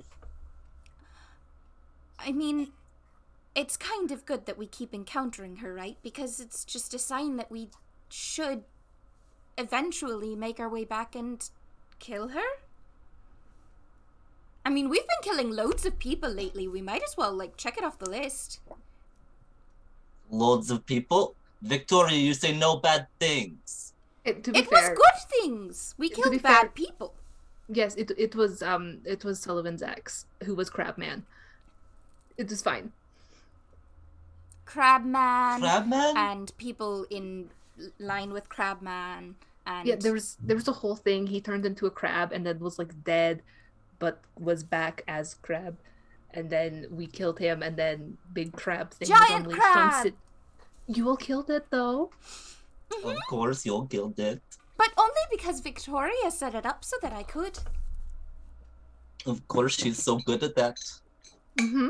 And I'm getting better at the whole not going unconscious and fighting thing. See? I'm not. See, it's your first one, my dear. We've all got to do it at least once. I hear you get 6 freebies for concussions. That was not in character. Yule's just gonna look down at her hands and be like, "Can I cast healing word on myself?" Is that a thing? yeah, you can. Okay, she's gonna cast healing word on herself. What do? I regain 1d4 plus 2 hit points. 1d4 plus 2. You must be absolutely exhausted from your journey, sister. We should 5. rest. What you say to me? Just saying, it was I a look long... exhausted. I look beautiful and radiant as always, Victoria. I never said you looked exhausted. I said you must be exhausted from your trip. Not really, honestly. I had pretty easy go of it. I mean, it was pretty quiet for us, too. Nothing really major happened to any of us. Well, except for the fact that we got Sullivan completely off the hook from the crimes that people thought he committed. Oh, that's very good. Yes, now he's a hero in Titan's Grave. And so are we. Yes. Wait, you're also hero? All They of were us. Throwing themselves at our feet when we were leaving. We got a bunch of free stuff. Really quickly. Victoria of the 5-star Chalice is considered hero in Titan's Grave. Yes. She defeated Crab. I defeated the crab. I was there. I spoke at the trial on behalf of the 5-star Chalice, maybe a little bit. I think you Everyone saw how cool immediately she was. see the fact that Galina is scheming kind of cross her face for a moment as she processes this information and then puts it in her back pocket for later. Yes, and even Sullivan's mom is completely back in public favor. Oh, it is lovely. It's so nice to see them get a win, you know? Mm-hmm. And also, they're going to do better things for the people in the area of town that was sinking. It's no longer sinking. We fixed it.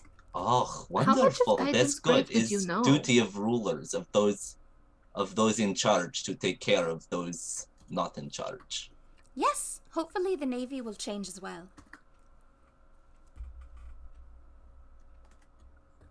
At this point, the boat that Galina came in on just kind of comes up next to this one, and one of the sailors is like, "Oi, miss." Oh, hello, Frederick. Thank you so much. Is this, do we need to keep bringing you in, or is this as far as your, is this No, good? this is good now. Thank you so much. All right. Well, you take care then. Thank you so much. Thank you. Are they from home? No. These ones would not have been, actually. No. Oh, should we get the Is boat anybody moving from again? Aor named Frederick?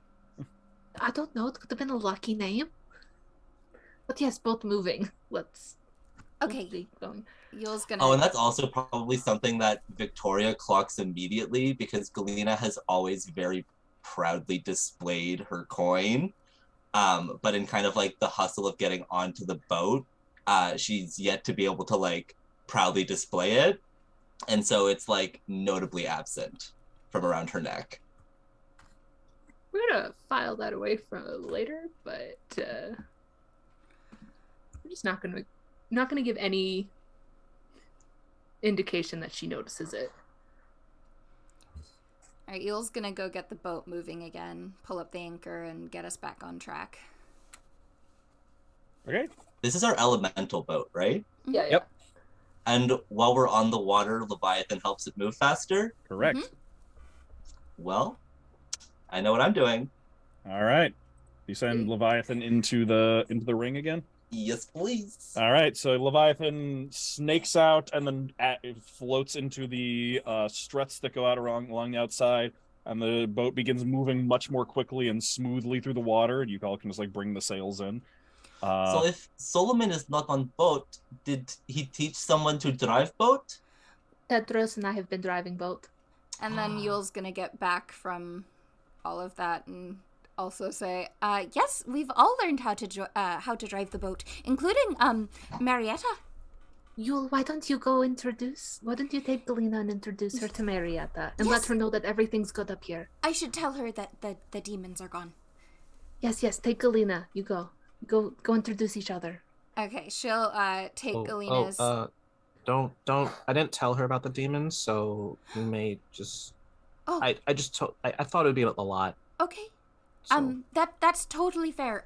She's probably not used to demons, so Yeah. Uh, We should tell her someday. yeah, soon. Yeah. Not today.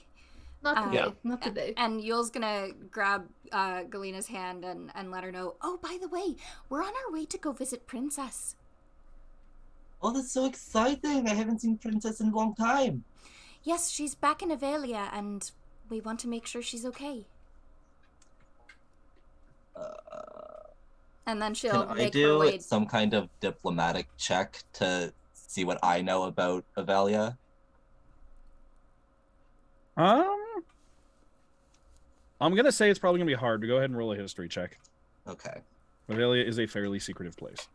They don't have relationship with Aor that we know of. I don't know anything. Okay. So yeah, Yule will lead Galina down to Marietta's room Okay. and knock politely. Okay. Can I come out now? Yes, everything is fine. Okay. At this point, since combat has kind of ended and everything, the minute has probably passed, and the sanctuary spell is probably faded by now. Mm-hmm. Is it safe to come out? Yes, you can come out. There's someone I'd like you to meet. Okay. Does she open the door? Yeah. Oh yeah. Okay. Marietta, this is our my sister, Galina. Oh. Hello. Hello. My name is Lady Galina of the 5-star Chalice. Oh, and you can see just like a well-practiced, just like straight-backed, kind of like natural, noble upbringing demeanor, just kind of like just snaps into place, and she just like deeply bows. It's very lovely to meet you, Lady Galina. And you as well? Is it Marietta? Yes, Marietta Veer. Gorgeous name. Isn't it? Marietta's learning magic. Oh, how exciting. Like, which kind of magic? Like Yule magic, like princess magic, like Solomon magic, She like actually hasn't. Tedros magic? She doesn't know actually what all of our magic is like. But she's learning magic. Well, do you want to show her? Please, Oh, I'm very interested. Sure. She looks around and then turns to one of the lanterns on the ship that's like illuminating the above deck section, and she's kind of like waves her hand and like moves her fingers in a specific way, and then the flames just kind of like dance out of the lantern and just kind of start moving around. They kind of just look like little flaming silhouettes of people just marching out and parading around in the air in a circle. walking around before walking back in and just like one by one rejoining the flame on the wick that just like grows back up. She has fire magic. So the only person I've seen do magic outside of like our little group was that one person in that port city who was like fighting for their life to do a prestidigitation. Yep. Does it like, is Marietta like fighting for her life like that, or does she seem to have kind of like the same natural ease as us? Same kind of natural ease as all of you. It's still just a cantrip, and like seems like this is what she can do, she said, but it is in the same kind of, she casts it in a single standard action, basically. It does not take her the full minute it took the other person. Oh, that's amazing. Oh, you are going to be a very prodigious caster. I can feel it. I know, the cards say so. Tedros even gave her a spell book. A spell book? Have you been journaling in it? You know, journaling is very good for you. I haven't been journaling, but I've been looking over it. It's been a little frustrating. I've been having some difficulties. And as she's saying that, Tedros, you hear a voice whisper in your ear. You hear a timid, a somewhat familiar timid voice. I don't actually remember if Tedros has heard this one. I think he has. I think Tedros would whisper up and say, excuse me, I'm supposed to tell you, and I'm sorry about the language. You really should be more careful when entering a fucking war-torn country. Great. Are you're one of Princess's friends, people? Oh, it's my favorite. Would you like me to return a message back?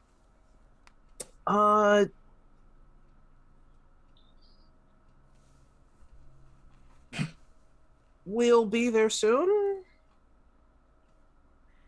All right.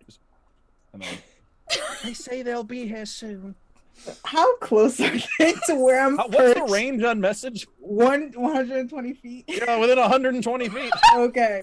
Can I just like The wait boat's for right this? there. Yeah, I'm just gonna wait for the boat to come by to just jump down on it. Who looks like I'm not swimming. Okay. So the boat is going by. So like so the boat starts moving. You're back amongst these like pillars and everything. And then just like as you pass by, I'm imagining this like camera frame style, like a TV show. Like the camera's framed on everyone on the deck of the ship as it's just like moving by, and in the background you see like a pillar move on screen with just Princess just like standing up. I climbed up halfway up the pillar, just like moves into frame in the background, and just kind of like jumps off and just lands with a thud on the deck of the ship. Where? But like behind us? Like in front of probably us? like depending on where you're, like if you're all kind of facing in a circle behind someone, but like someone's also kind of facing her. I think Galina and Marietta and I are still below deck. Yeah, I think it's just Tedros. Oh, and I thought you Viktoria. brought Marietta up on deck to meet Galina. Oh, I had thought we were just standing No, in Victoria the hallway. very clearly was trying to get me away from her. Yeah. Oh, gotcha. Victoria was very Yeah. clear, like, go. So I took away. Gotcha, her gotcha. below Okay, deck, and we're so you're just below like deck. standing in the hallway in front of Marietta's room, just like Gotcha, giving okay. introductions. So you hear just a thud of feet landing on the deck of the ship above you, and then Tedros and Victoria you are the ones that see Princess. I like to imagine Princess landed behind Victoria, and Victoria immediately just like acts out, ready to attack. Spinning around. No. What? That's a lovely, lovely greeting. Oh.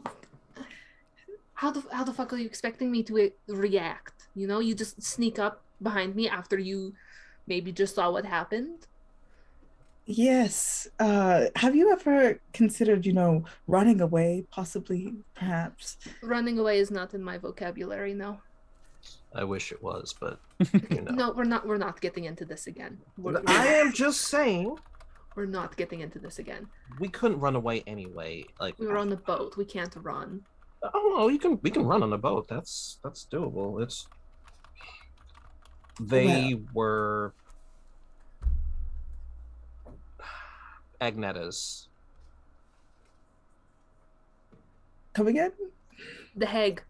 What? How? I don't know. Okay. She was Well, there.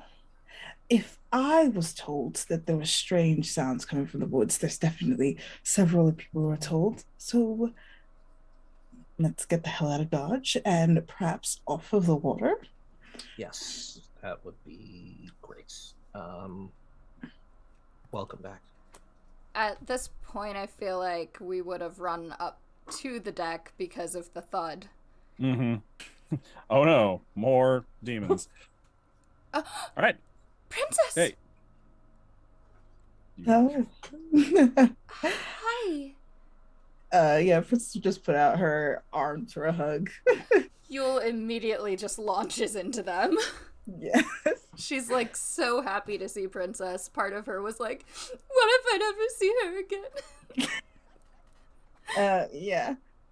Yes, I was just discussing with Tedros and Viktoria that we should probably get off the water as quickly as possible. Would I know like the quickest route to like on the water to get to like where I'm at? Oh yeah, definitely. And where you're at Okay. is also on the coast too, so you've been here for a while, so you probably also would know there's a spot that's probably could hide a ship like this too.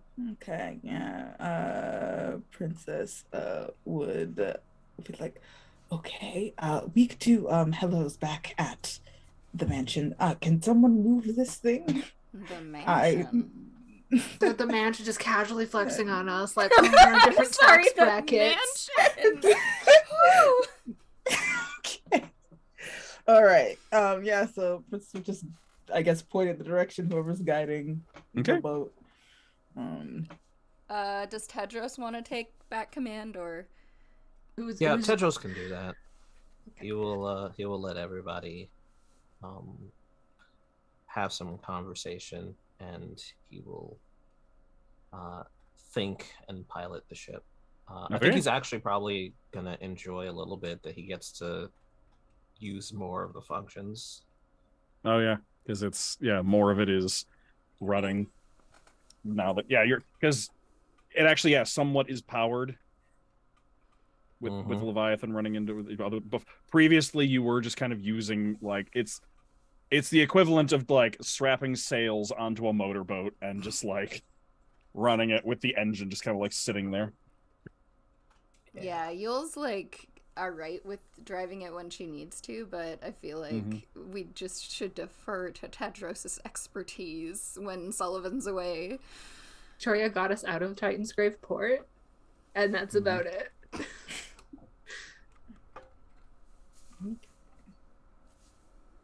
So hi, what have you been doing? Collecting information. Revisiting family. Mostly that. That's good. Sullivan got out of jail, thanks to your letter. Oh, you got the letter. Good. It That's was good. very helpful. I'm not sure everything would have gone down the way that it had you not given that. I mean, his mother was able to represent him, and I think that made all the difference in the trial. Anything from yes? Sorry, this is Marietta. We made Hello? a friend. We stole a friend. Yes. Okay, she came with us willingly. Stole. She Okay. forsake her parents for us, but for the pursuit of magic. She's learning magic. She was Sullivan's ex's newest person of interest, shall we say. And we rescued her from him and offered her space in our crew. It's true. Well, welcome. Hopefully your escape does not ruin all the work that you did to get Sullivan out of jail. Oh, no, we're heroes in Titan's Grave. It's fine. No, she is perfectly allowed to go wherever she wants. Her parents will just be upset with her. Noted. True. And Galina, how are things in... Assuming things are somewhat resolved back home. Yes, how is back home? It's so interesting back home. is the thing about back home. Did you speak to Uncle? No. Are you not going to visit him? Oh, yeah, yes, I was going to go see him. Galina, what happened? Okay, so here is what happened. Madame Ingwe, Oh, fuck, no. No, Mhm. no. she beat me to Aeor. She also now heavily outranks us. She is now Lady Ingwe of the Bladed Scepter. She somehow won the lottery for the noble title of the province of the Bladed Scepter. I have to assume there is some dodgy actions taken on her part. They're very much dodgy. That I got to Aeor, found out very quickly that we're kind of fugitives in Aeor currently. We're definitely wanted for questioning about the death of Lord Canro. And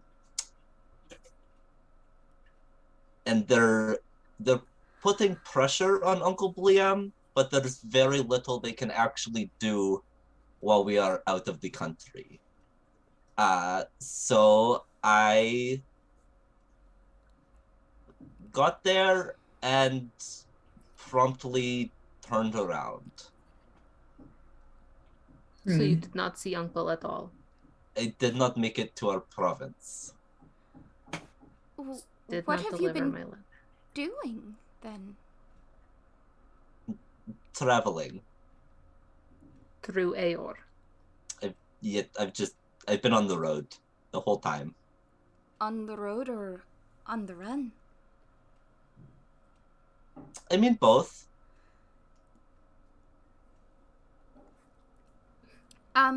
Princess, are you by any chance fugitive in Avelia? I think Princess is actually frozen. Oh no. Oh no. Am I back? You're back. There you are. Okay, I was last thing from me. Princess, is there any chance that you are a fugitive in Avelia?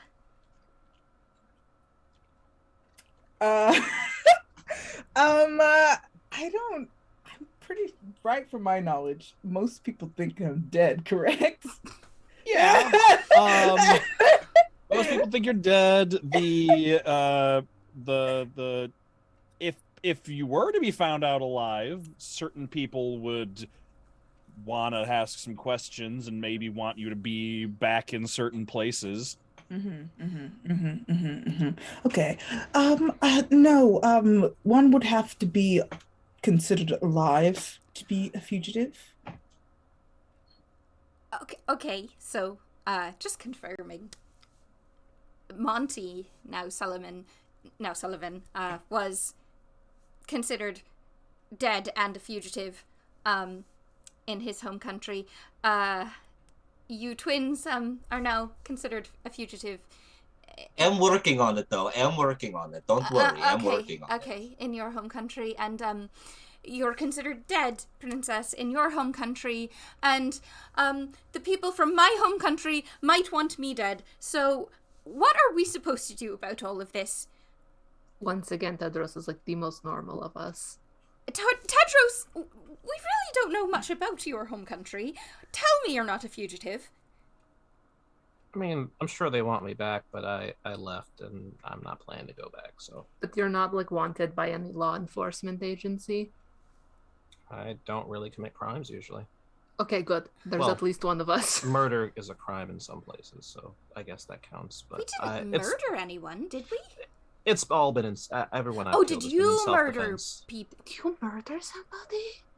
We've murdered been several with people me. while we were there. You have been with me. This is not a conversation about me. I don't. This is not a conversation about me. Did you kill it's- someone back in your house?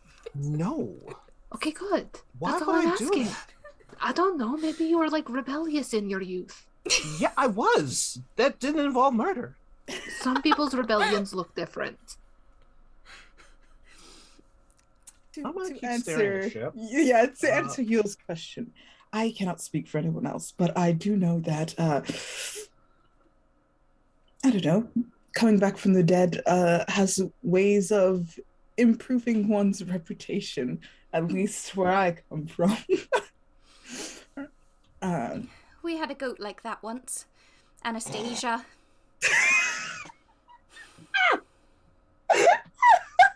And Anastasia came back from the life? Everybody thought she was dead, but then she just wandered back in from the woods. Are you sure it was the same goat? Well, she came from the bogwood, so she came back a little changed, but that's, it was fine. Wait, there are bogwoods in the valley? Yes, the bog down in the valley.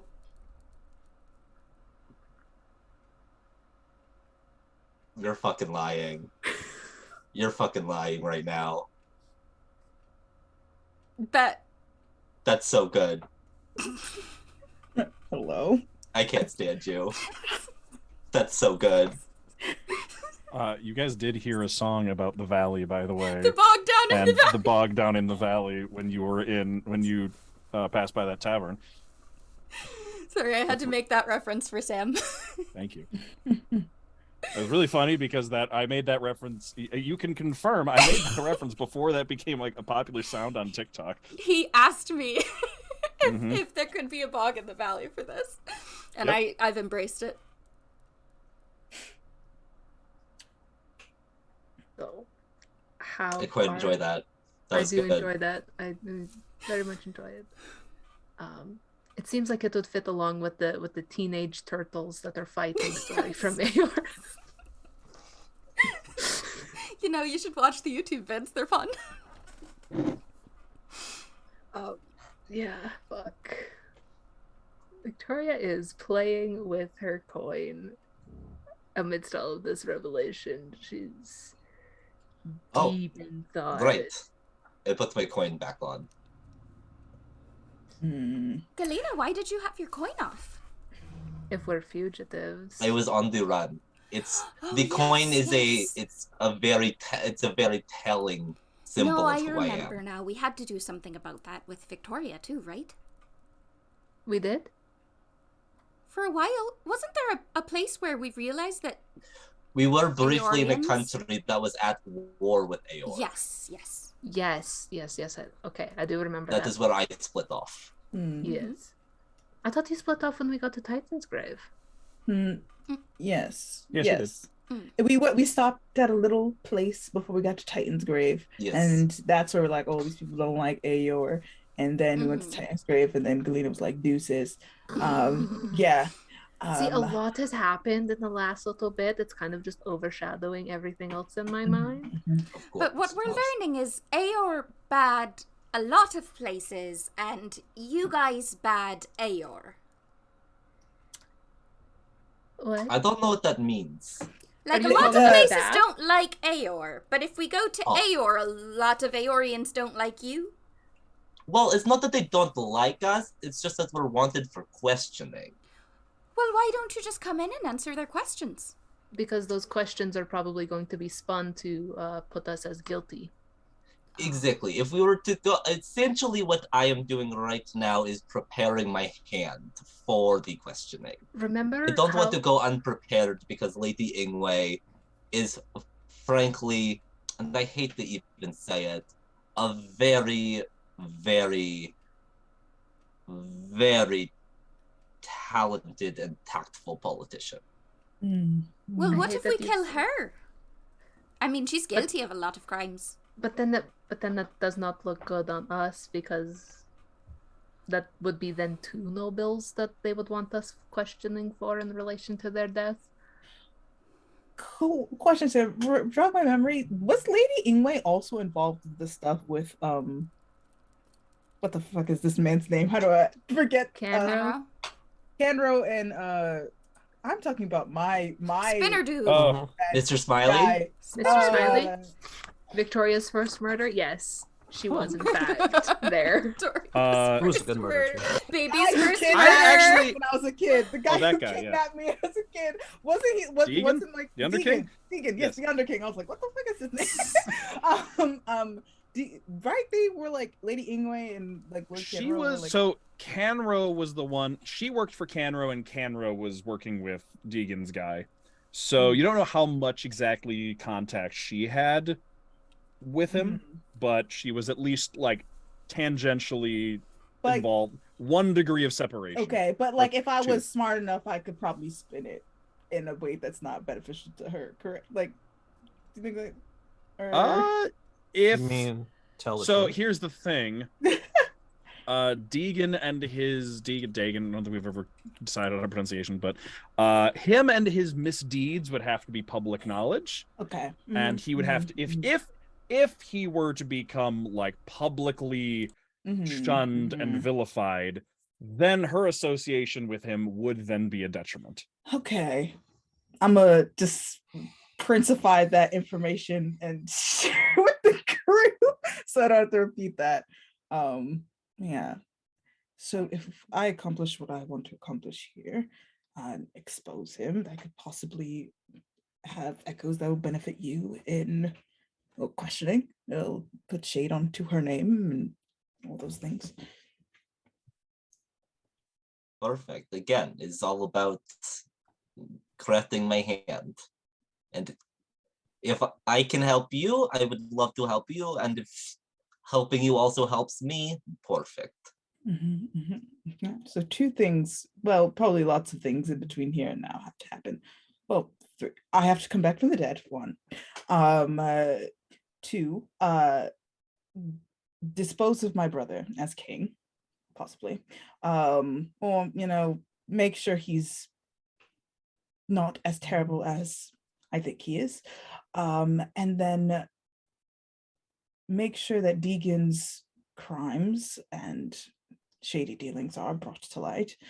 Those are the 3 things I hope to accomplish here. Whether that happens in that order is not super relevant, at least to me. You as you're going through all your to-do list, and you get to the end of it, you are going to feel the presence of your familiar person just like over your shoulder. Oh God. And just holds up, like, as you're going through them, he holds up a finger for 3 of them, but then he also holds up a 4th finger. What the fuck? Okay.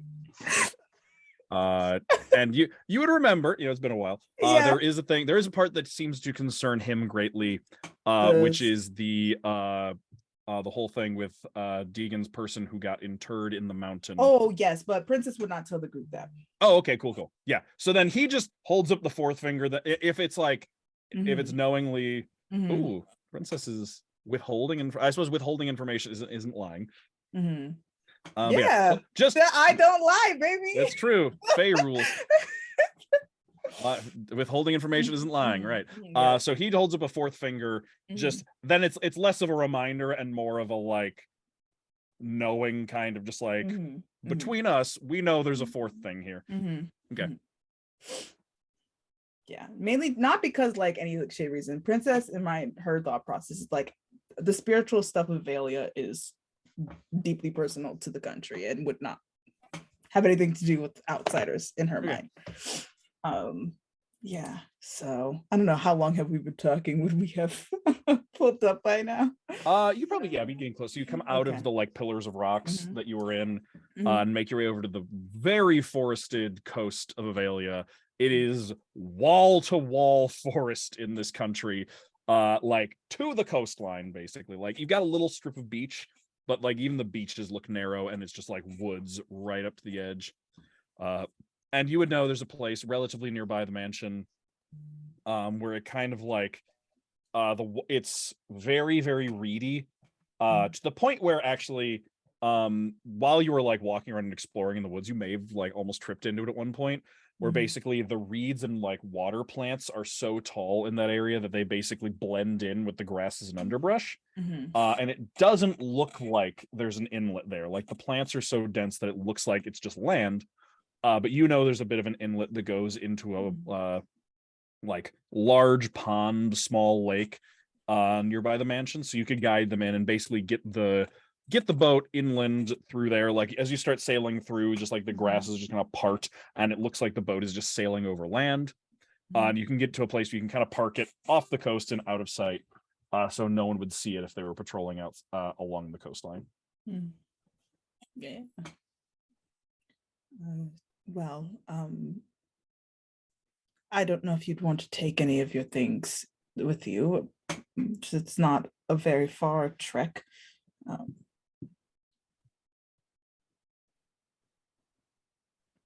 No. What time of day is it? It's like Night. It is nighttime. It was moonlight when you were doing all this, so it was like kind of the middle of the night. You're all pretty tired. Yule will say that she needs to go feed her monkey, and then she will be right back. Okay. I think Galina already kind of has everything on her. Oh yeah, Galina just got here. She's packed. I don't think there's anything like Viktoria really desperately needs from the ship that she doesn't already have on her in some way, shape, or form. Okay. So she's standing there waiting for everybody else to be ready, not looking at Galina. Okay. Yeah, like, would Princess be able to pick up on like that weird energy between these two sisters? Let me roll a little deception. Let's roll some insight check. Yeah. That's that's Princess's like thing. That's a 23. An 8. If I have a passive insight of 15, do I have to roll? I'm gonna go with no. And Victoria's not a great liar. I have a passive insight of 20 at this point. Yeah. I think it is one of those things. So, just first of all, Princess, absolutely something weird is going on. I'm thinking though for Galina, it might be one of those things where it's because you're in the situation, it's harder than someone who's a third party objective person to kind of look and see just like this is weird. It is one of those things like something's weird, you just don't know what. Like your mind can go all sorts of places where Princess is just like you're acting strange and I'm suspicious. I have a bit of an idea because I had an experience. You did have an experience. I don't know what the fuck you're but I'm talking just about. sitting on that. Okay.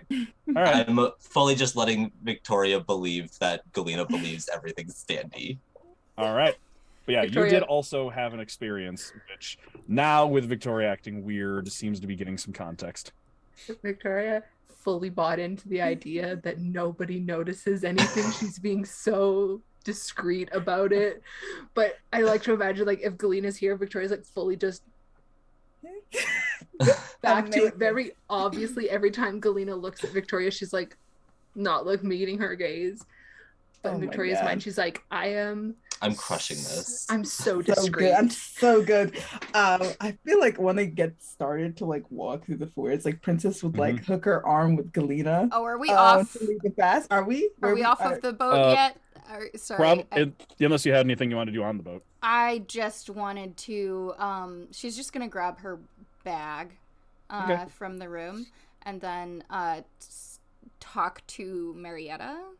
Oh, I thought Marietta was coming with us. I just I didn't know. She was just going to stop and be like, Marietta, are you comfortable coming with us onto land?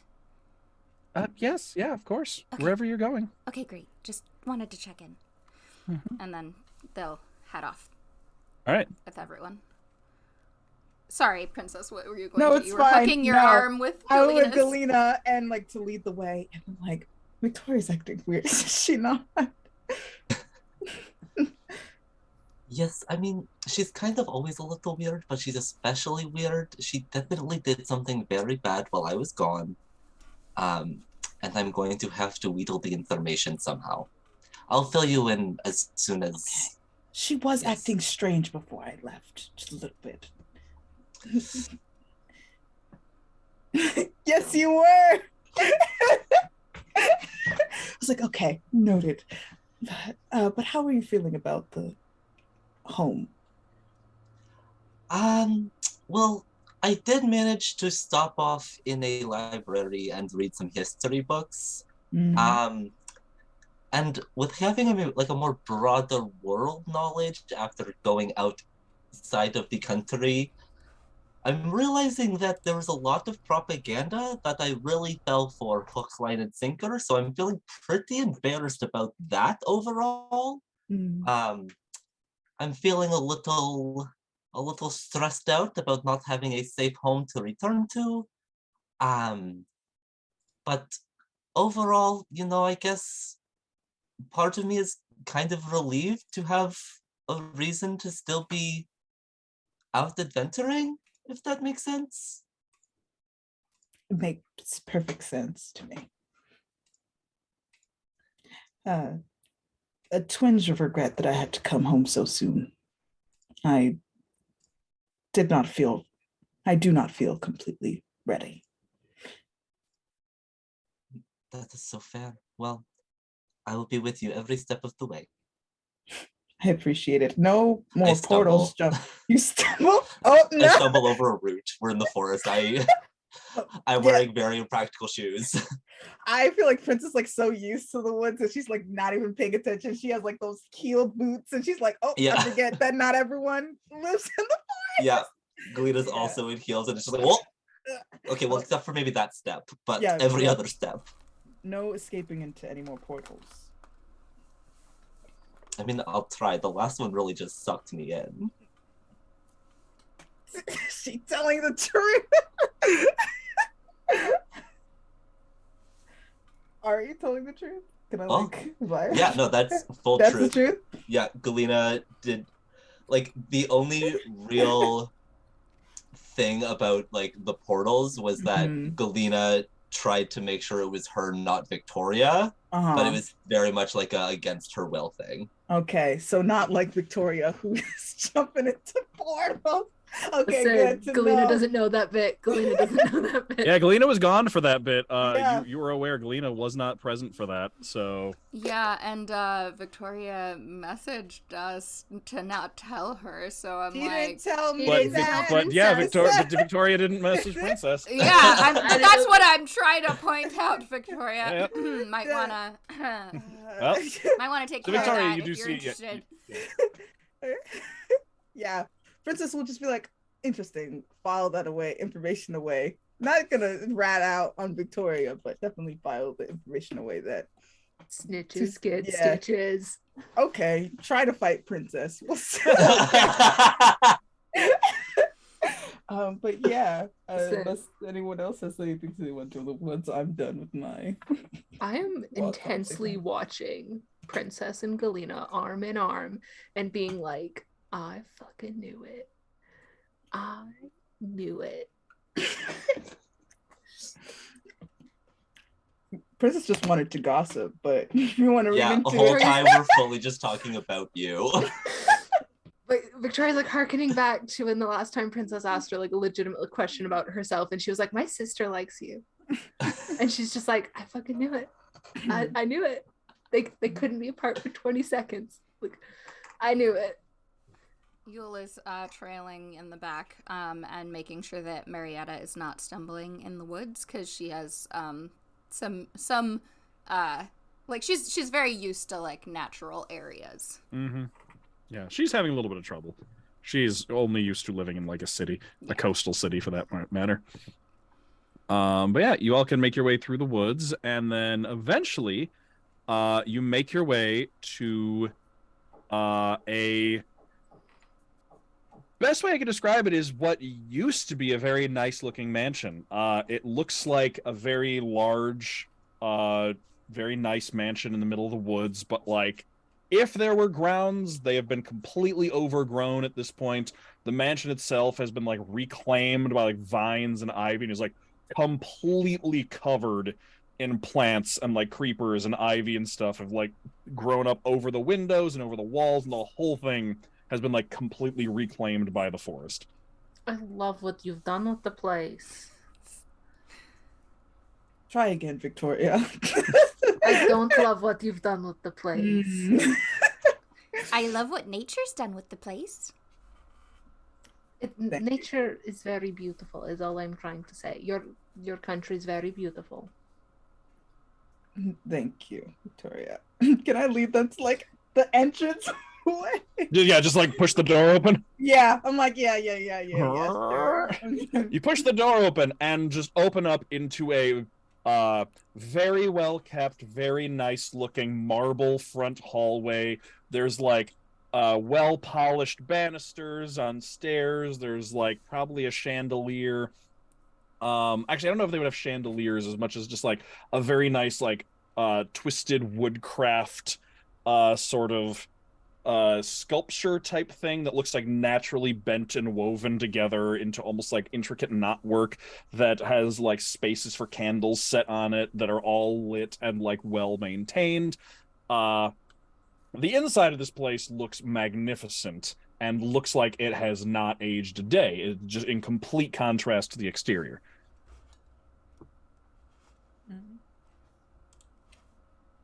A well-kept secret. Yes.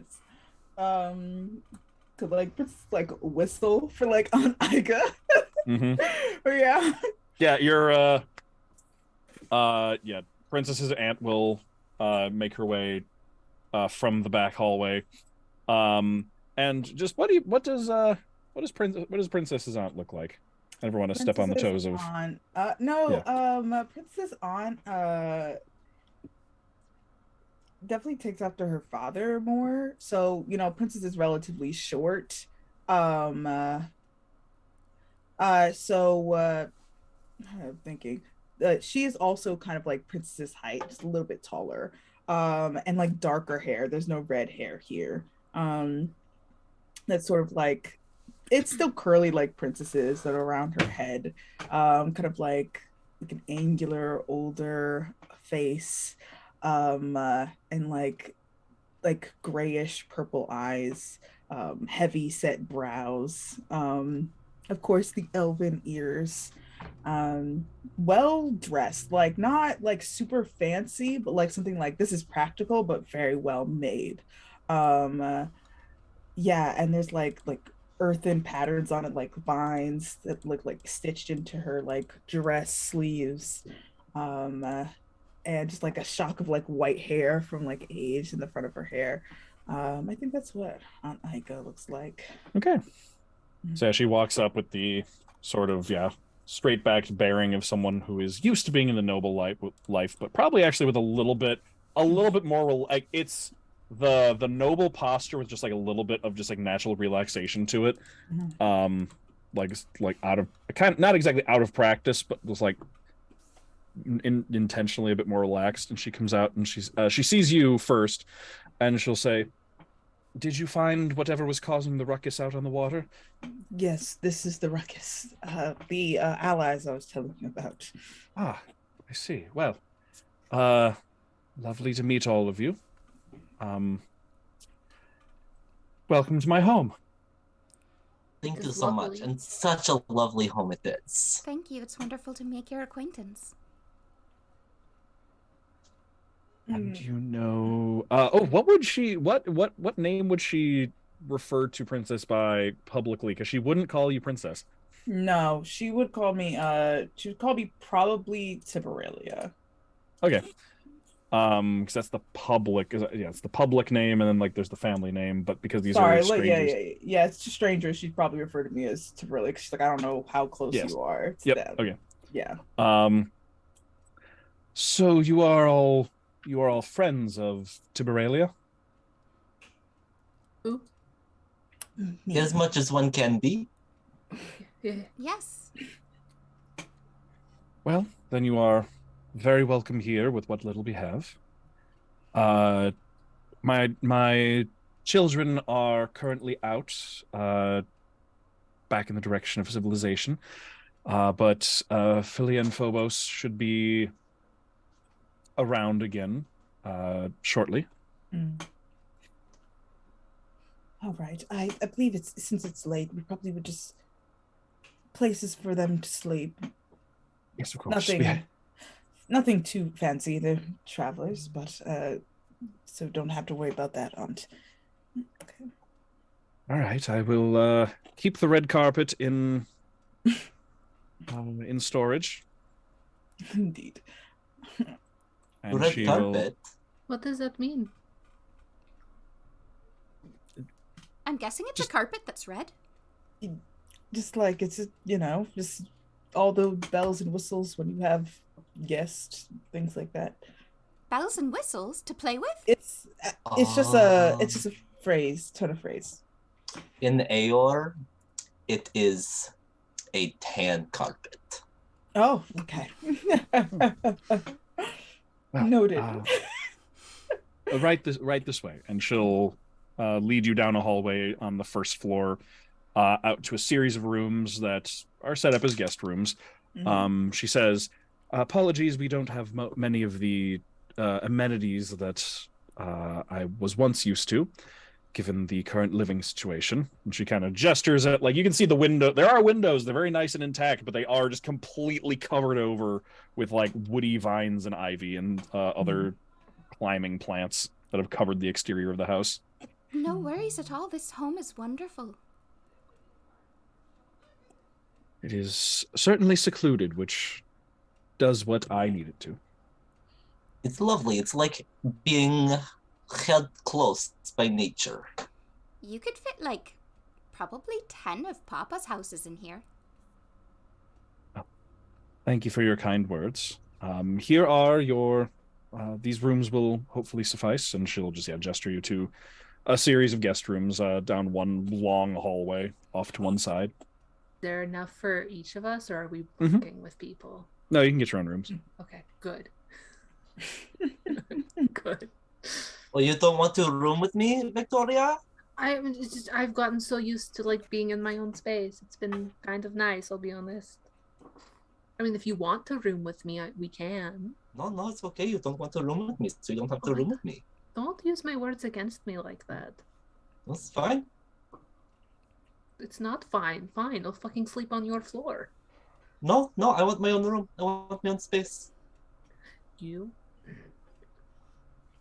She's gonna turn to Tedros and be like, I take it back. You are not the most unsufferable bastard. You are. And she's gonna point at Galina. I just flick my hair. For the record, I knew that. I just want to say I knew that. Yes, you're fine. You're perfect fine. You are not insufferable. It's okay, because one of these days we'll probably all have to sleep in like one giant room again. You know, traveling. Yes. It's true. Might as well take luxury when we can. Princess doesn't respond to that. And, yes, your rooms. We could talk in the morning. Yes? Yes, very tired. Princess looking at you like, do better. That's what princesses looks like. Like, just like a look of like, I don't. You. Like Princess, like eyes contact, like, come on, girl, you gotta do better than that. Just like, I don't know what you mean. Like, just these false innocent eyes of just what?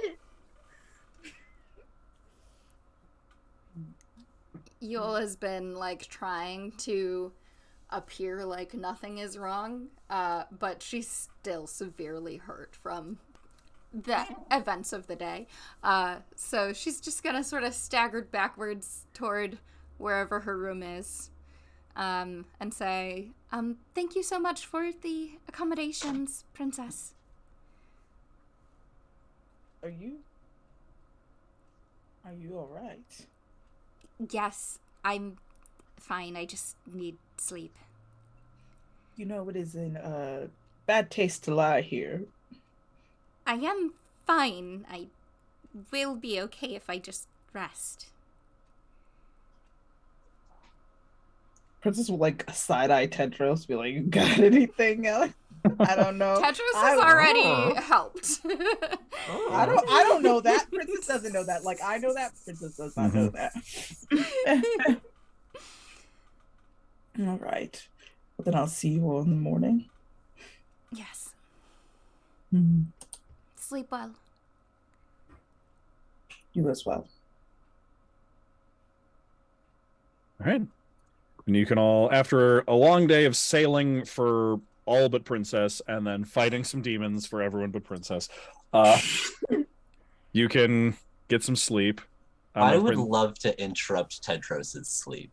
Amazing. All right, we'd love to see it. Yeah. One thing I love about having upwards of 4 of you back, I should say, between 5 and 6 is when we usually hit the sweet number, is that just like, y'all just like go, and I just like... Yeah. I love how me and you were thinking of the same thing, but I think you go. Yay. Tedros is actually trying to go get sleep. So yeah, Galina will sneak over to Tedros' room. Honestly, she probably doesn't... Or no, she'll knock. She'll be polite. Yeah, you can come in. She enters. Oh, hello, Tedros. I'm sorry, were you sleeping? Working on it. What's up? I just wanted to talk to you really quickly because I feel like I have not seen you in a long time. That's because that's true. Yes. Now, I know that you care more for my sister than you do me, and that's okay. Okay. I care for her very much as well. And I also feel like she's probably sworn you to secrecy. And that is also okay. But I do know that you care about her and that you have her best interests in mind, much like I do. And so I was hoping to maybe perhaps provide some context. If you have the time? Sure. Wonderful.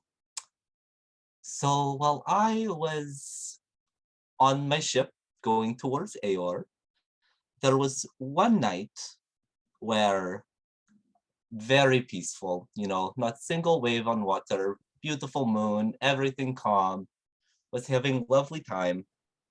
When out of nowhere, massive rocking of boat happens, which very, very strange, come out of nowhere, And my sister and I, we are pretty inherently linked with the twin thing, with our decks, all of that. Well, this random rocking of boat unfortunately caused me to spill all of my cards. And I don't know if Viktoria has taught you much about our cards or anything while I'm away, but our cards do not lie, and they do speak. And so I've seen it in action, yeah. When I looked at my cards scattered across the ground, there was something interesting. And by interesting, I mean horrifying. There were 2 face-up cards. The rest of them were all face down. Now this doesn't happen very often. The first card that was open, or that was like face, you see the face of card, not back of card, was the Tower. Oh, sorry, if I may. There was actually 15 cards face up. There were 15 cards face up, which is actually much weirder. Much weirder. And the tower was actually on your face. So all these cards, they fall, one sticks to my face, which is the deck saying, hey, look at me, I am important, yada, yada, yada. So the card that stuck to my face is the Tower. Now, the Tower is a very powerful card, and a card that also does not mean well. In fact, this card is so powerful that neither Viktoria or I am able to call on the power of the card. Not yet, at least. And the 15 cards that were face up was every card from the Pentacle suite. Okay. Right, 15 was including the tower, so it's the 14, the Sorry, whole 14. Yeah. Yes. So the entire suit of pentacles. So the entire suit of pentacles face up with the Tower on my face. I Okay. know that she did something while I was away. And I know that what she did will have long-lasting, horrifying, foundation-shaking repercussions. And I doubt very much that you will tell me what she did, or if she even did anything. And I respect that. I get it. But she is in danger. And she is holding it very close to her chest. And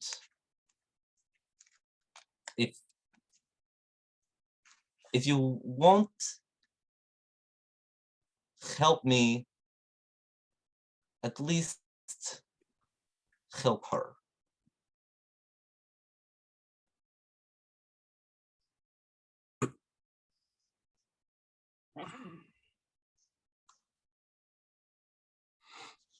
Tedros nods and he says, all I can say is that no matter what has happened, what is happening, or what will happen, no harm will befall your sister. I will personally make sure of that. I hope that's true, Tedros. I really do. Because if anything were to happen to my sister,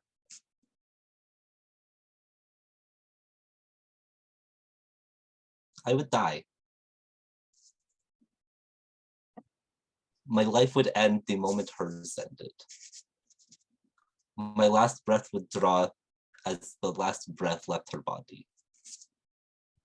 There is no Galina without Viktoria. And there is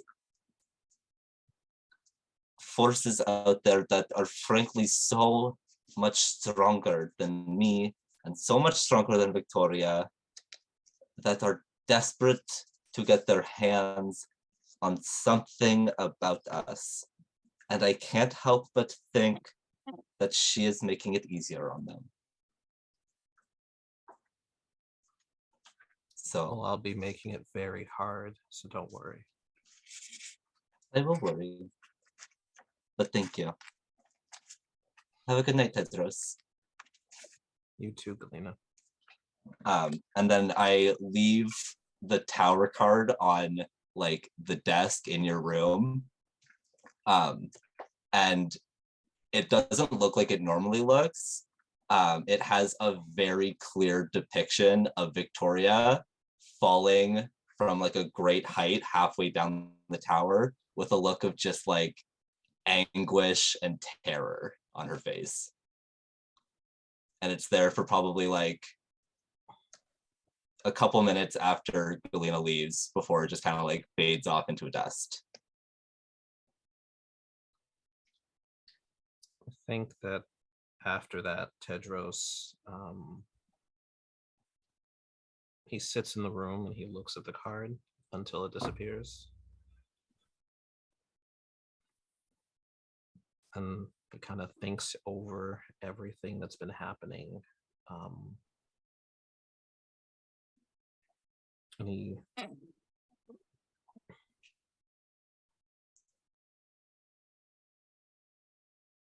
takes out the coin.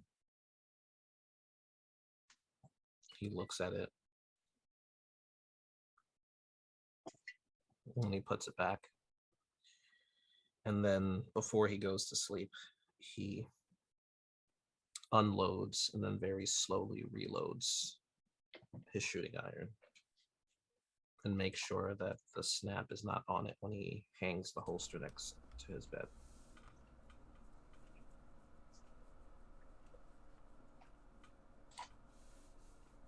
Okay. And then I'm gonna go interrupt Princess's sleep. All right.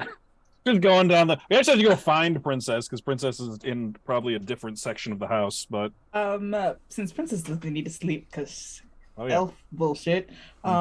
Princess is very obviously sitting at the end of the hallway, like perched on a banister, very precariously, like meditating.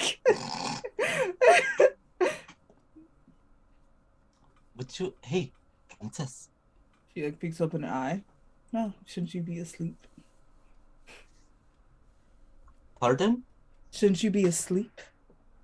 Probably, it's fine. Would you mind coming to my room for a moment? No, I wouldn't mind. Princess will hop down off the ledge and watch. So we're safely in my room. I'm gonna say basically everything I said to Tedros about like the rocking of the ship. We just kind of like give all of that information, and then provide some additional context. So when we originally went portal hopping, we visited many places, and ended up in a desolate, destroyed city, where we ran into a man and 2 casters with him. Now, it was immediately apparent how much more powerful all 3 of them were than us. And I frankly don't know how we managed to get out alive. But while I was on that ship,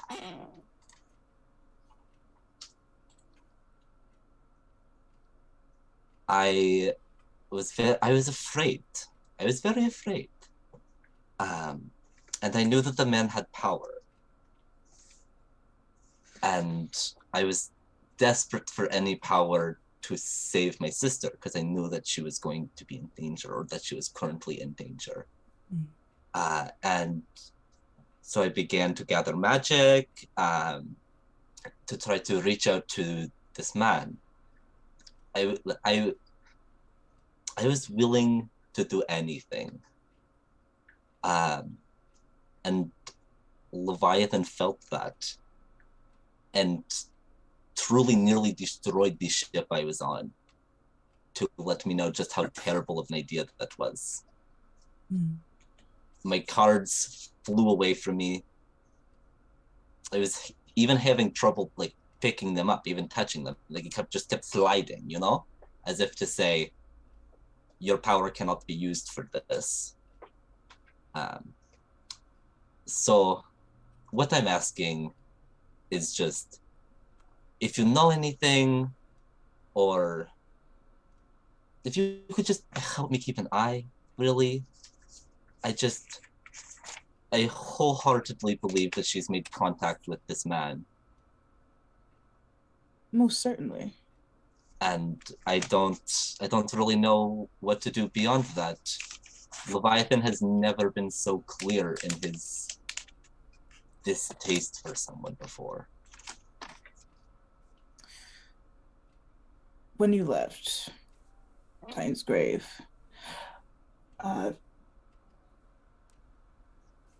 Viktoria wasn't with us the whole time. Tedros saw her quite willingly hop into a portal.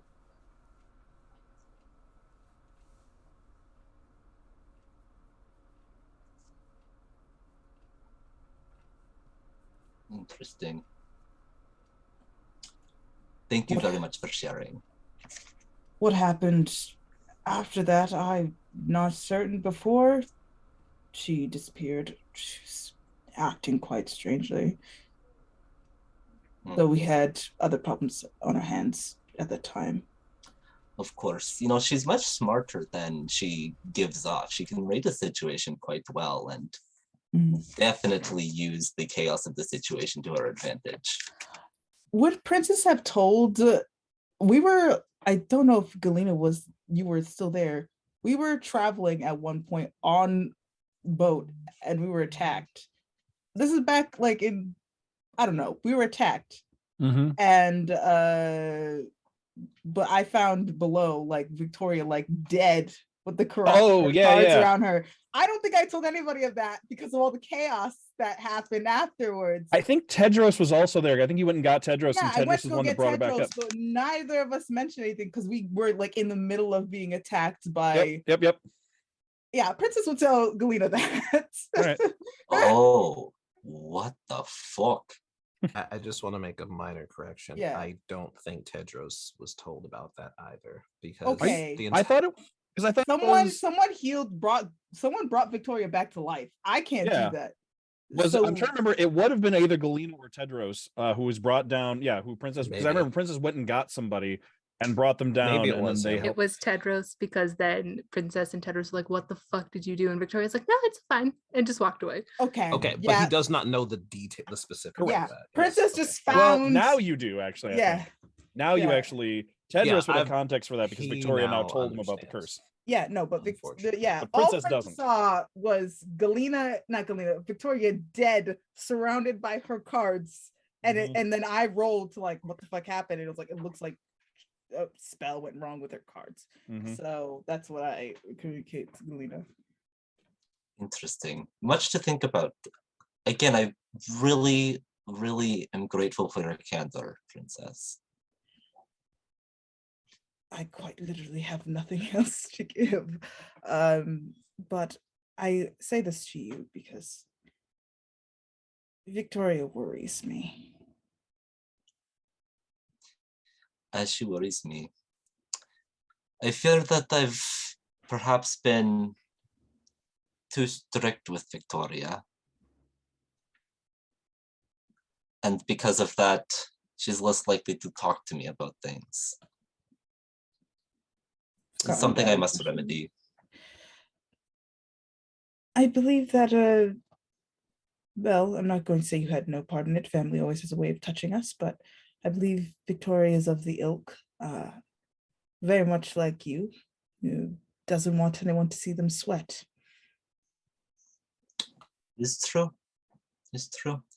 And she's always been much more hot-headed than I am.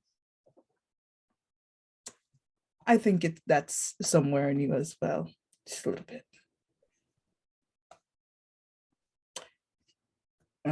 All right, well, I do actually really need to go to sleep. You do. Yes, I'm so sorry. It's quite late. I wanted to wait until Viktoria fell asleep before I went and bumped Tedros. Well, you talked to Tedros. Okay, interesting. Good night. Good night, Princess. And it's so lovely to see you again. Yes. It is lovely to see you again. But when we go out publicly places, do not refer to me as Princess. What shall I refer to you as? Tib. Tibbs? Tib. Tib. Tib. T-I-B. It's a nickname, and one that wouldn't tie directly back to anything. All right, I will do my absolute best. I've got to be honest. Ending a word in a B sound is very hard for me. But how? Well, then you could come up with a different nickname. It will do just the thing. Yes. Good night, Galina. Good night. And then Princess will leave and go back to like standing guard in her weird way at the end of the hallway. Okay. All right, I'm done disrupting people's sleeps now. Okay. Is anybody else disrupting anybody else's sleep? Yes, absolutely. I would like to disrupt Galina's sleep because can we hear like the shuffling of people moving in the Probably. hallway? It's pretty quiet, yeah. Yeah. Okay. So I've heard Galina's door open and close a couple times now. Yeah. I'm just gonna walk in. Princess probably sees this. Yeah, Princess is down. Princess is down. It's not a large hallway. I think Victoria clocks Princess. Just shh, and then walks into Galina's room. Oh, hello, sister.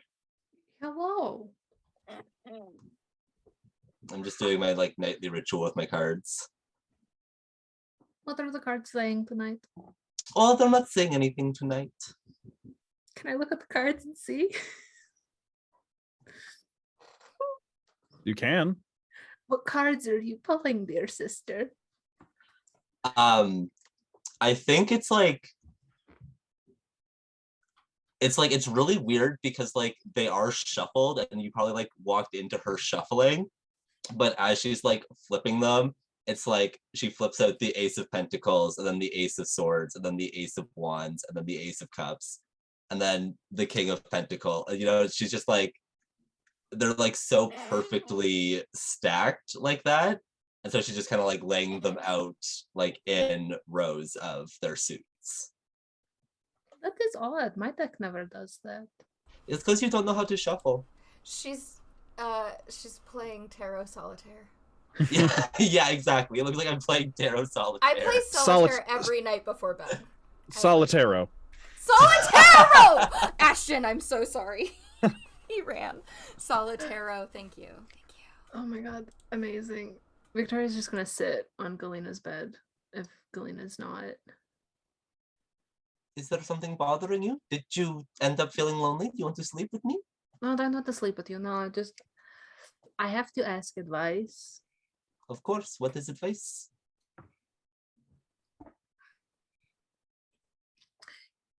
It's just, okay. This is the girl talk between the two of us, right? Like, it does not leave this room, right? Mm-hmm. If someone says that they would like tear the heavens apart for you, how would you take that? Were they looking like deep into eyes of yours? I really can't remember. There was a lot going on at the moment. I was kind of crying, so I wasn't really looking. Was there any like physical contact, like hand holding, arm grasping? Maybe hand holding. It is quite romantic. No, It's it quite can't. romantic. No, it can't be. No. Is there any other way to take it other than like romance? Okay, what was that again? Tell me one more time. Okay, paraphrasing because there's a lot leading up to it, but the exact words I believe were like, would tear the heavens apart for me. Like, okay, context is like, why are we speaking in common? I swap over to primordial. Okay, all right, cool, primordial. Okay, so like context. I love like, I love they don't have accents in primordial. It's been so long. It's their nature, it's their mother tongue. Yeah. So context, where the two of us are chatting in the thing, and I had maybe previously called this person an insufferable bastard, so I apologized for that. Okay. And then they were like, oh, I didn't think that you actually thought it. And I was like, maybe a little bit. And because previously they were like, abolish the nobility, right? And I was like, whoa, that's kind of hurtful because like I'm a noble. It's like, do you hate me kind of deal? So we talked that out a little bit. Turns out not all nobility he wants nobility. I mean, they want abolished. And then so from there, it just kind of, a lot of feelings were said, maybe potentially, I don't know. And then I was like, whoa, like, would you do this stuff for the other people that we know? And like, just like, is this a me specific thing or is this like an everyone specific thing? And they were like, I don't know, but I would do more for you than I would do for them. And I'm like, okay. And then that was said, and then I just don't know how to take it. Okay, and has Tedros brought it up again since? What? Why would you assume it was him? I was hoping to catch you tripped up. Why would you assume that it was him? So. Well, because earlier tonight I went and had a chat with him because I wanted to check in about your adventures because I know you're lying to me about something. And he kind of asked for my blessing. Your blessing for what? Galina, what did he say, though? Well, to paraphrase, something about ripping the heavens apart for you. That's not asking for your blessing. Well, he was saying, would it be okay if I did this? You To never which I asked me said, permission. of course. You can't give that permission on my behalf. I'm your elder sister. 100% I can. I don't want anyone to rip the heavens apart on my behalf. Well, then maybe don't do stupid things that causes people to need to rip the heavens apart. When have I ever done that? I don't know. Maybe when you willingly jumped into Gregorio's portal?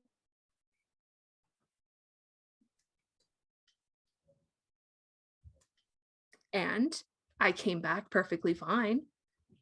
And also maybe when you casted without the use of your cards?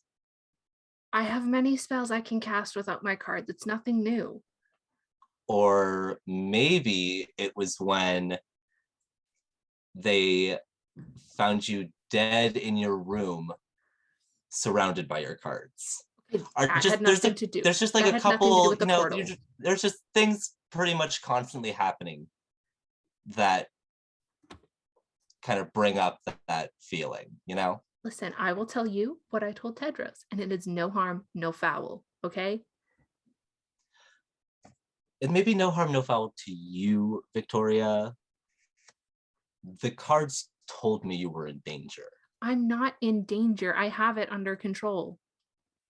Well, that is great to find out. Wish I knew about that before I made a deal with Gregorios myself. You fucking didn't, you liar. Am I lying? Yeah, you are, because I saw it. Okay, your thing wasn't lit up. What thing? I don't know what you're talking about. I didn't say What anything. thing, Viktoria? I don't know what you're talking about.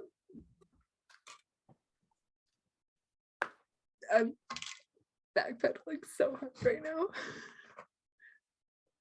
Viktoria, don't make me count to 3. What thing? What are you gonna do when you count to 3? Something that you're not gonna like. Yeah, oh yeah, what?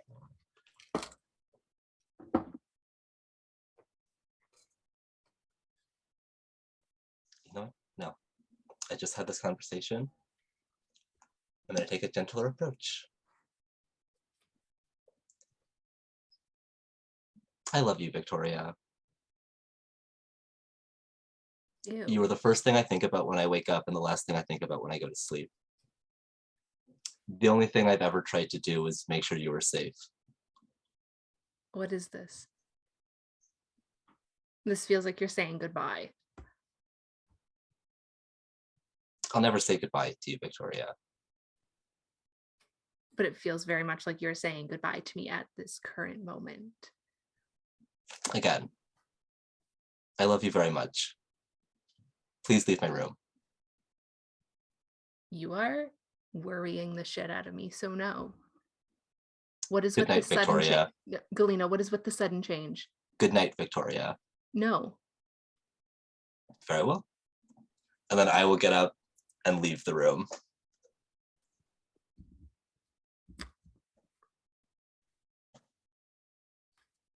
Go on, babes. Prince is out there in the hallways looking at you like. I'm gonna throw a saucy wink. Fuck. Message Tedros. I may have fucked up. If Galina Tedros comes in into bed, just if Galina comes into your room, don't say anything, please. I'm handling it. I'm just gonna go into Viktoria's room, lock the door, and go to bed.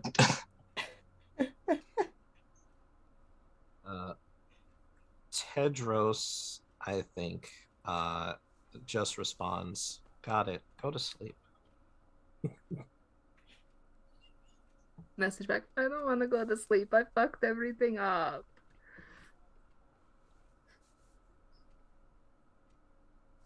Everything is more than any of us are capable of. It's okay. Go to sleep.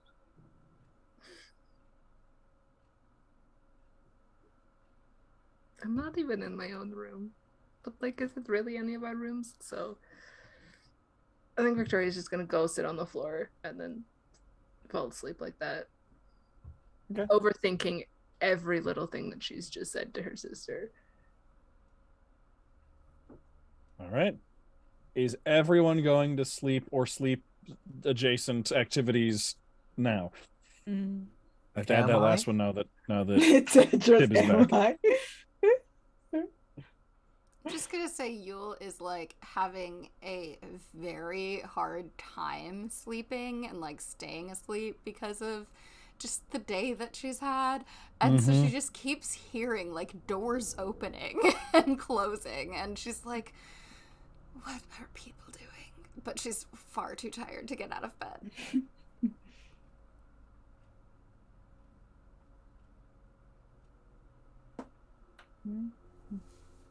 All right. Okay, so y'all get sleep, take a long rest. Everything.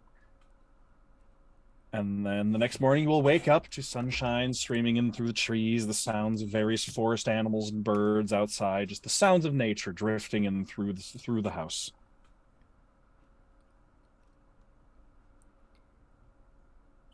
Hashtag sleeping.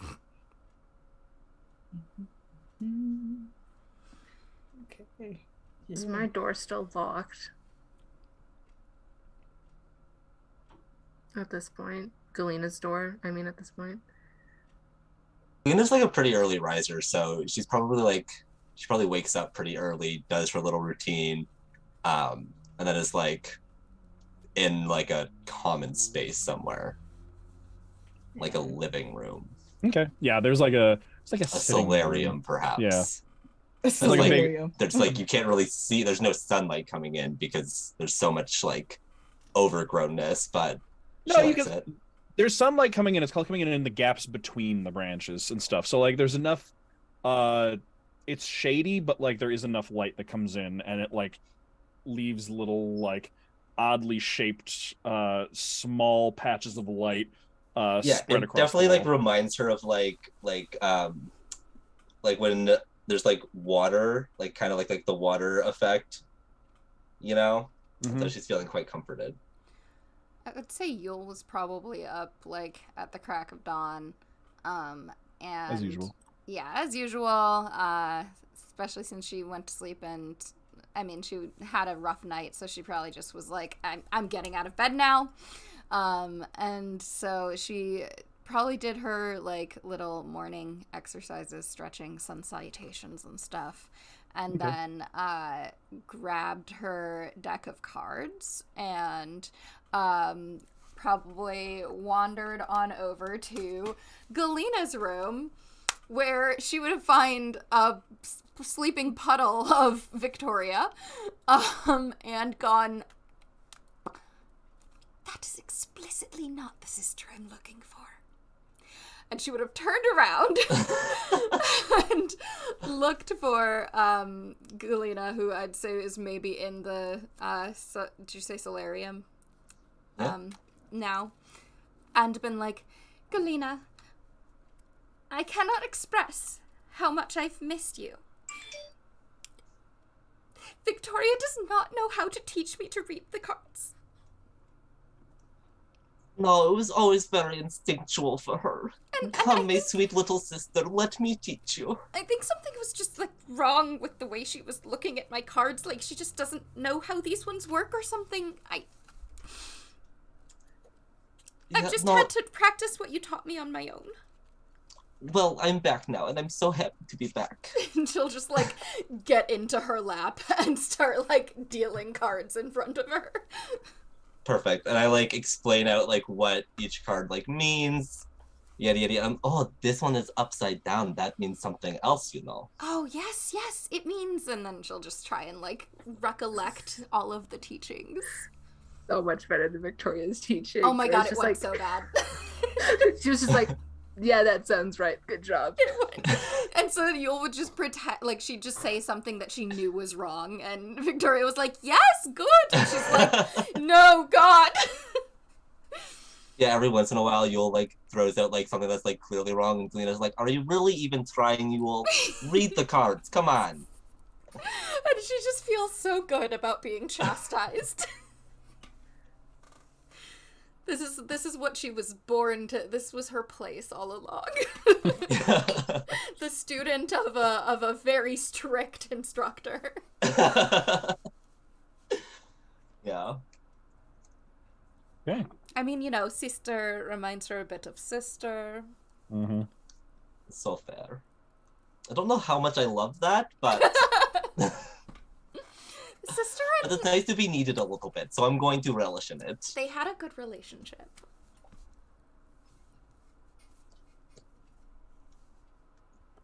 All right. So does everyone get up? Yeah, Princess was probably where they are at making tea, just like smiling to herself. Princess is up early. Yeah, of course. She's on edge. She's Yeah. like, whoa. Yeah. Fair. Yeah. This is funny. Also, yeah, I just realized now that I think about it, Princess has like never meditated before with the group, I think, for Yeah, sleep. She usually sleeps. Usually actually sleeps, but yeah. Mhm. Oh, so she gets to pick which Good one eye. she wants to do? Mhm. Yeah. That's so dope. Princess likes sleeping. She doesn't need to. She does like sleep. Amazing. Icon. Me too, babes. Me too. That's a vibe. I just want to turn off for a while. Yeah, she's like, life sucks. I'm going to bed. Relatable content. Yeah. So y'all get up and perhaps convene to find out what you're all doing here. Tedros is late, but he gets there eventually. Okay. Victoria is also late, but not for the same reason Tedros is probably.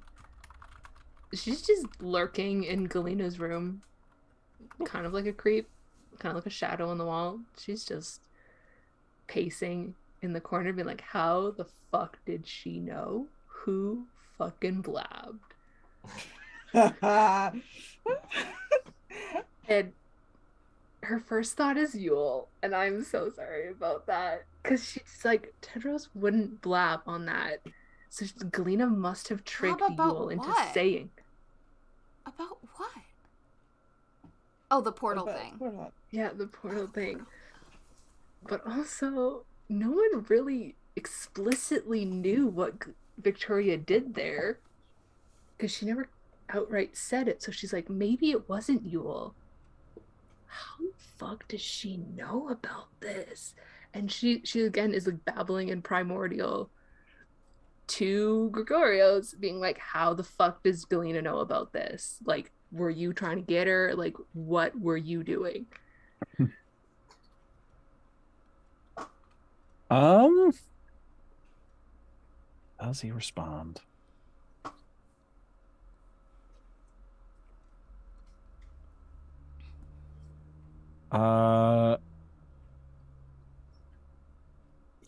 Yeah, I think you're going to actually hear a slight voice, just kind of like off to. It sounds like it's coming from off to one side, but you're not sure if anyone else would be able to hear it if they were in the room.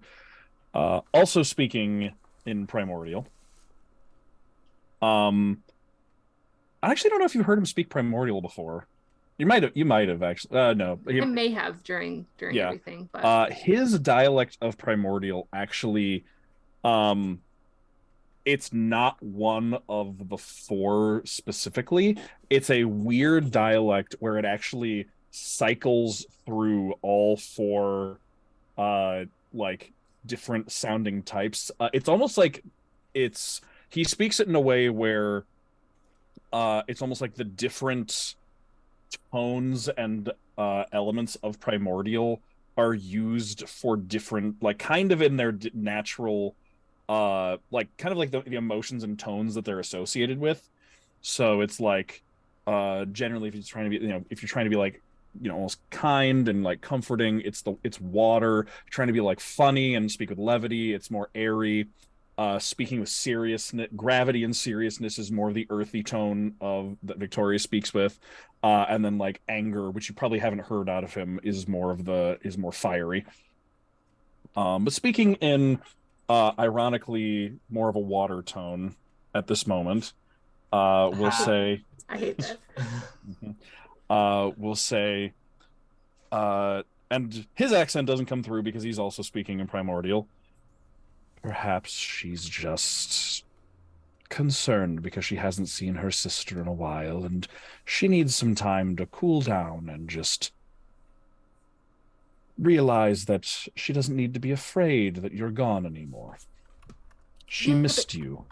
She knew, and I never told anybody, so how did she know?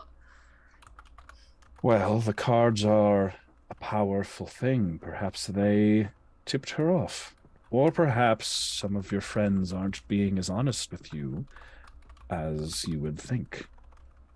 No, but I never told my friends like 100%. But she knew. So how did her cards know? She was like a million miles away. Well, the cards are quite powerful. But did you tell, you may not have told all your friends 100%, but did you tell each of your friends a different 50%? Perhaps they're all conspiring against you and they all told her something. You really think they're all kind of out to get me? Well, I don't know about out to get you, but maybe they just don't trust you. Maybe they just don't think you're capable of taking care of yourself, and they decided to tell your big sister what she needed to know so that she could take care of you. I don't need anyone to take care of me, so why would Of course you don't. Why would they think that? Well, have they not thought that way before? I mean, I see it in their eyes. They think I can't handle it, yeah. Well, maybe that was it, or maybe it was something else. It's hard to say. But you're like supposed to be all-knowing. I don't know everything, just a lot. Okay, then what do you know about this? I don't know specifics, just options, possibilities. Which one do you think is more likely? I don't know, like, have you been watching me or anything like that? Like, do you kind of know what's going on? I do have other things to do. I cannot be watching you at all times. Well, I know that, but, like, do you peek in sometimes? Occasionally, when I see your magic being used. So you're there when I use my magic? I can feel it. I can notice it. And when I notice large expenditures, I peek in to see if you're safe. I have been nothing but safe since you gave me this. Of course. You're strong and capable of taking care of yourself. Thanks to you, I did. I am capable now. Good. I'm very glad to hear it. Okay, so like you haven't been listening to anything else, just when I use my magic. Well, I peek in every now and then. Okay. Like I said, I'm quite busy with my... With the others? Yes. There's the others. There's other things I'm up to, and I have business to attend to. Will you ever come visit? Or was it mainly like I have to go see you? Well, I certainly might, though the last time I saw the two of you, your sister didn't seem very welcoming of me. So perhaps once she's had some time to warm up to me. Well, she can't do that unless she sees you and she sees how good you are. Or maybe if you convince her.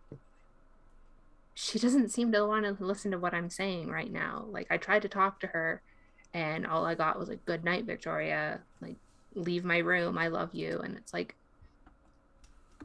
I don't think she's going to listen to me. Sounds like she doesn't trust you. She doesn't. That's the problem. Well, then, maybe you just need to win her trust back. Show that you're capable. I don't want to do that, but okay, sure, fine. I'm glad you responded to me today. I've been talking a lot, and you haven't said anything. I'm sorry, I've been so busy, and given how capable you are, I just didn't think that you would need for me to check in on you. I mean, I do appreciate it now and again, but I do understand you're very, very busy and have a lot that you're working on. Yes. Yes, I do. I'll let you get back to that and say hi to the others for me, please. I will. I will indeed. Perhaps you and your sister will see them again sooner than you think. So would they come and visit? Perhaps. They do quite a bit of work for me. So I don't know if they're going to be free, but perhaps if you can convince your sister that reunion is in order, then maybe. So, like, will I ever get to do work for you like that? I think so, yes. Awesome. Well, all the others are probably, like, wondering where I am. It is kind of, like, morning, so I don't want to keep you, and I don't want them to have any more reasons to distrust me. Very good.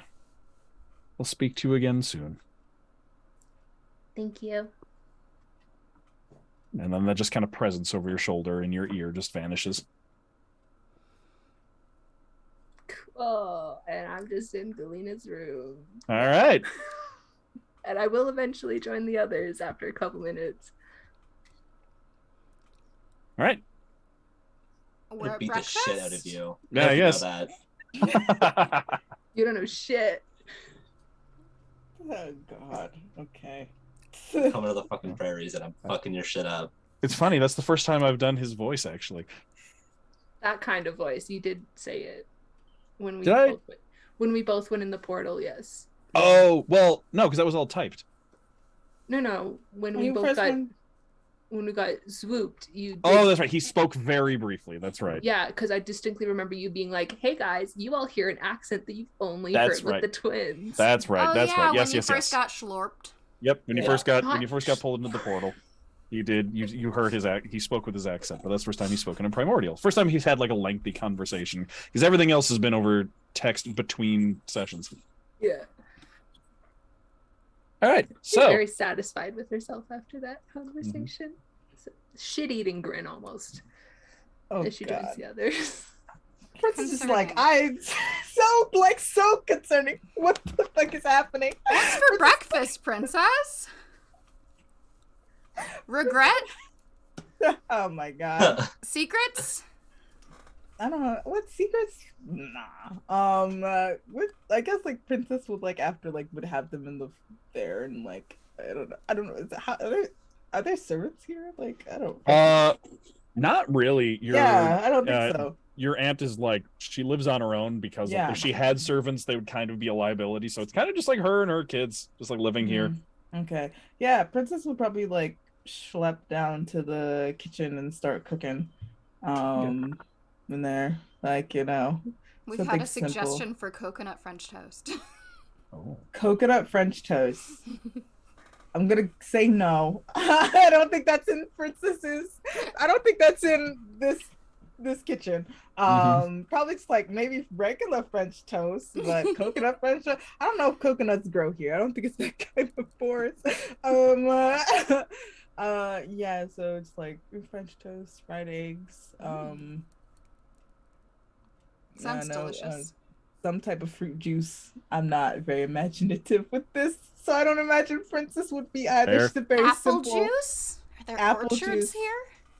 Yeah, probably. It's Apple probably juice. actually mostly like wild fruits, like not yeah, like orchard like fruits. wild berry. Yeah, like Mm, things you Wild find out in the forest. That's Yeah. fun. There's not a lot of it's a lot of I imagine Nevalia is less farming Mhm. and more like This is an cultivated abundance. natural yeah, growth. yeah. This is an abundance of like whatever grows. So Mhm. forager tea. Yeah, basically like people like I know where this type of berry grows, so I go there, but there's not like So a berry farm. picker is not an insult here. don't call nobody a berry picker. No. I don't think we should be calling anyone an anything picker. No. Absolutely not. But it's probably less just like I know it started as like I know where this grows, but then also kind of like unintentional kind of cultivation of just like clearing away other plants and like making it so like that one can like propagate and grow. So it's like everything looks like it just grew up naturally in abundance, but it's Mhm. been through a careful just kind of like working with nature and just like gently guiding things in the direction you want. Just like, these berries are naturally growing here. I want there to be more. I'm going to help them grow more. Like, this plant grows over here. I want there to be more. I'm going to help that grow more here. Yeah. So, like, somewhere in between farming and gathering. Cool. Yeah, Sounds that's what Prince delicious. is doing. So berry French toast. We just don't know the berry. Sure. Wild berry French toast. Okay. Yeah, I guess that's what Princess makes. Yeah. Awesome.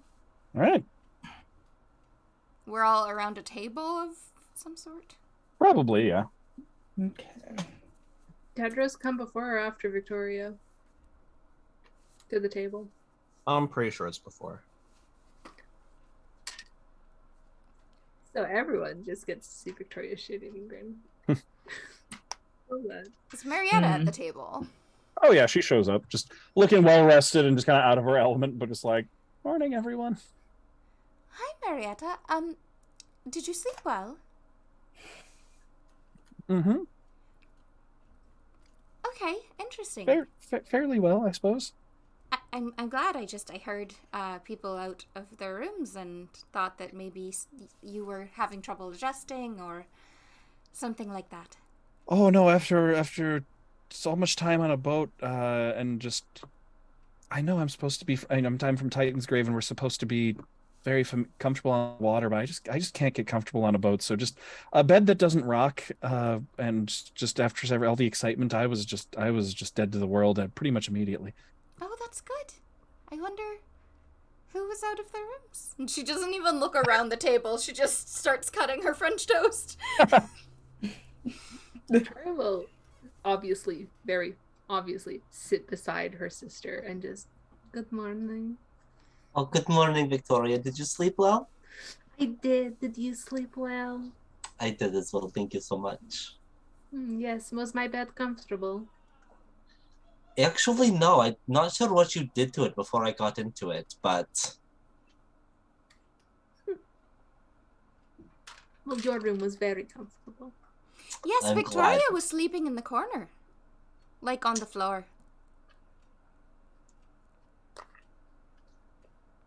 It is better for the back. She is always saying this. How did you sleep, Yule? Terribly. But, I slept. I feel so much better than yesterday. But, I tend to be a lighter sleeper unless I've, had something to drink or something. So I just kept hearing people walking around. Oh, Yul, I'm so sorry about that. I was quite restless last night. Well, I'm sorry to hear that you didn't get any good night's sleep. This French toast is wonderful, though.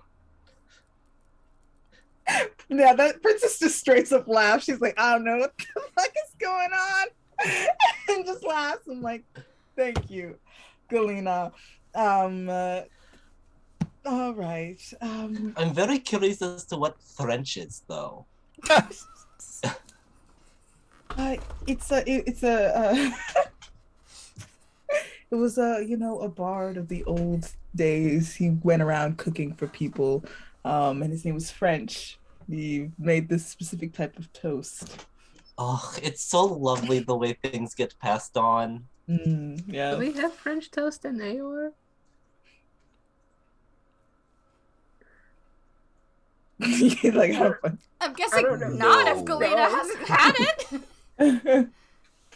Yes, this is Maybe it was amazing called French something else. toast. Okay. I get the feeling like we were all stepping around a lot of conversation, and I just want to say thank you so much for having us in your home. But obviously yesterday we left off on a strange foot after we were attacked by demons. So what's going on in Yulyanya? Shall we get into it? Certainly. So, where do I begin? Let me scroll to this message. There's there's a lot of shit. Okay. Yes. My brother still remains king, but so oddly enough, my mother is still regent, which gives me a hope. I imagine that my brother is in a similar position to Lord Dieter, where he's looking for a spouse. My father, however, is still indisposed, uh, hidden away someplace, probably. Uh, did I communicate to you all exactly where I left my country when I left? No, I didn't. Okay. Yeah, We gotta rewind all of to Princess yeah, like, TT, I've got to be so honest with you. You've always held your cards very close to the chest. Okay, I thought I gave you. I thought I remembered. I gave a rundown. You Okay. explained some things. But I frankly it's didn't even know to... that you were from Yulyanya. Oh yeah, you weren't there when I left. Oh yes. Neither was Victoria. Oh, well, for a while, we were keyed in for, a couple days where, there was the whole, trying to get Dieter's attention away from Marietta thing, so that Sullivan could kill him. No, you don't know any of that. I don't know any of that either, okay, I'm afraid. yes. I'm so sorry. I showed up on the boat yesterday. We haven't really had a chance to sit down and chat. Yes, well, and it's not all that important. But essentially, I'm sorry, I've lost track. Sullivan, Dieter, what were we trying to key you in on? The state of Avalia. The state of Avalia. Oh yes, we spread rumors about the lost princess of Avalia, and by we I mean princess. Spread rumors around Titan's grave about the finding of the lost princess of Avalia, and that's when we started to learn some things. Okay. So you heard the rumors that I left before. Okay. Interesting. I didn't tell you about that either. I'm sorry, I left so abruptly. I think you've updated on the fact that I am the Princess of Avalia, one of the younger siblings. When I was younger, there is a man named Deacon. I believe I've mentioned him before. He is called the Underking, and he sort of rules many countries from the shadows. Do you remember the crank? And like Prince will pull out the crank. He has a way of taking magical beasts and bringing them under his command and using them against other nations who have no way of protecting themselves from these type of creatures, to levy his weight and power and basically keep these people governed by fear. When he came to Avalia, his demands were simple. He wanted me to come with him. I'm assuming it had to do with my abilities. And my father resisted. And the country felt the brunt of that for some time, until my brother, D'Artagnan, he usurped my father and handed me over to the Underking. Now, most people in Avalia assume that I am dead. It's probably the simpler way. I was well loved by my people when I was younger. I don't imagine they would take well to my brother giving me away for control disguised as protection by another man in a foreign country. Cardwin, yes, and he is clearly trying to get his hooks into Aor as well, if his connections to Lord Canro and Lady Ingwe are any indication. But yes, he raised me, trained me to be what I am now, a killer. But I got away by faking my death a second time. That's when I was bitten by wolves. He was trying to get the wolf pack that it resides in Avelia under his control, and they resisted. And I almost died getting that, but they took me under their wing or paw. And I was with them for some time until my list called, and I decided to do something about the Underking, and that is when I met all of you. And then I recently heard, when we were in Titan's Grave, rumors of concerning movements happening in Avelia that would suggest that Cardwin's control, or Dagon's control, had stretched far into Avelia in a way that was concerning. So that's why I'm here, and I'm glad that you are here. And yes, and the political landscape of Avelia is very tenuous, and later I will send you the document about how the government works, so I don't have to explain it here, because it's a lot. Galina's gonna eat that up. Galina's thrilled. But we're gonna pretend that Princess explains the political structure. So it's very tenuous, but basically my brother, though he is king, hasn't fully claimed the throne as he is unmarried, and my father has to basically announce an heir before they can take the throne, and my father never claimed D'Artagnan as his heir. So my brother is really sitting on the throne without just cause, other than claiming my father's has some madness of some sort. So he resides on the throne, and there are allies that we know of within the castle who are opposed to the way that D'Artagnan has been doing things. And if we can get to the capital, and probably can get in contact with them and start making moves, but I have to find proof of how Dagon has been affecting this land and other lands. And because it is one thing to free my people, and another thing entirely to get rid of the original poison itself. The long and short of it, I suppose. Yes. How can we help? Like I said, it'd be hard to determine what is the best course of action until I can get close enough to the capital to see.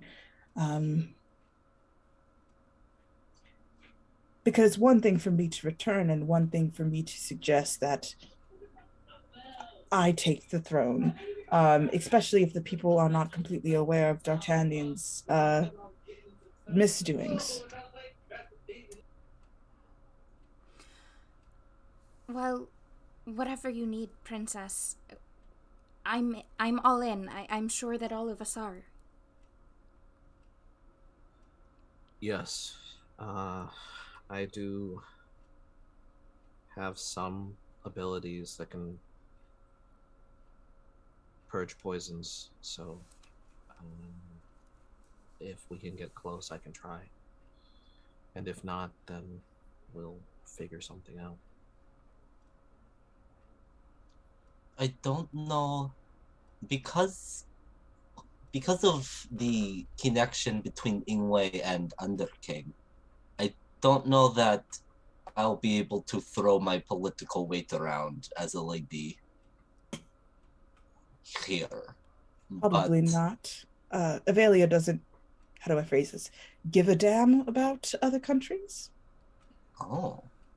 Interesting. It is more how you carry yourself within the ways of our countries. Even the lowest of us can rise if they are honorable and follow in the path. of, the divine and live in that purpose and truth. Anyone can rise up if anyone. And Princess says anyone, thinking about the motherfucker in the mountain who should not be there. But like, yeah, Princess like zones out a little bit before coming back in.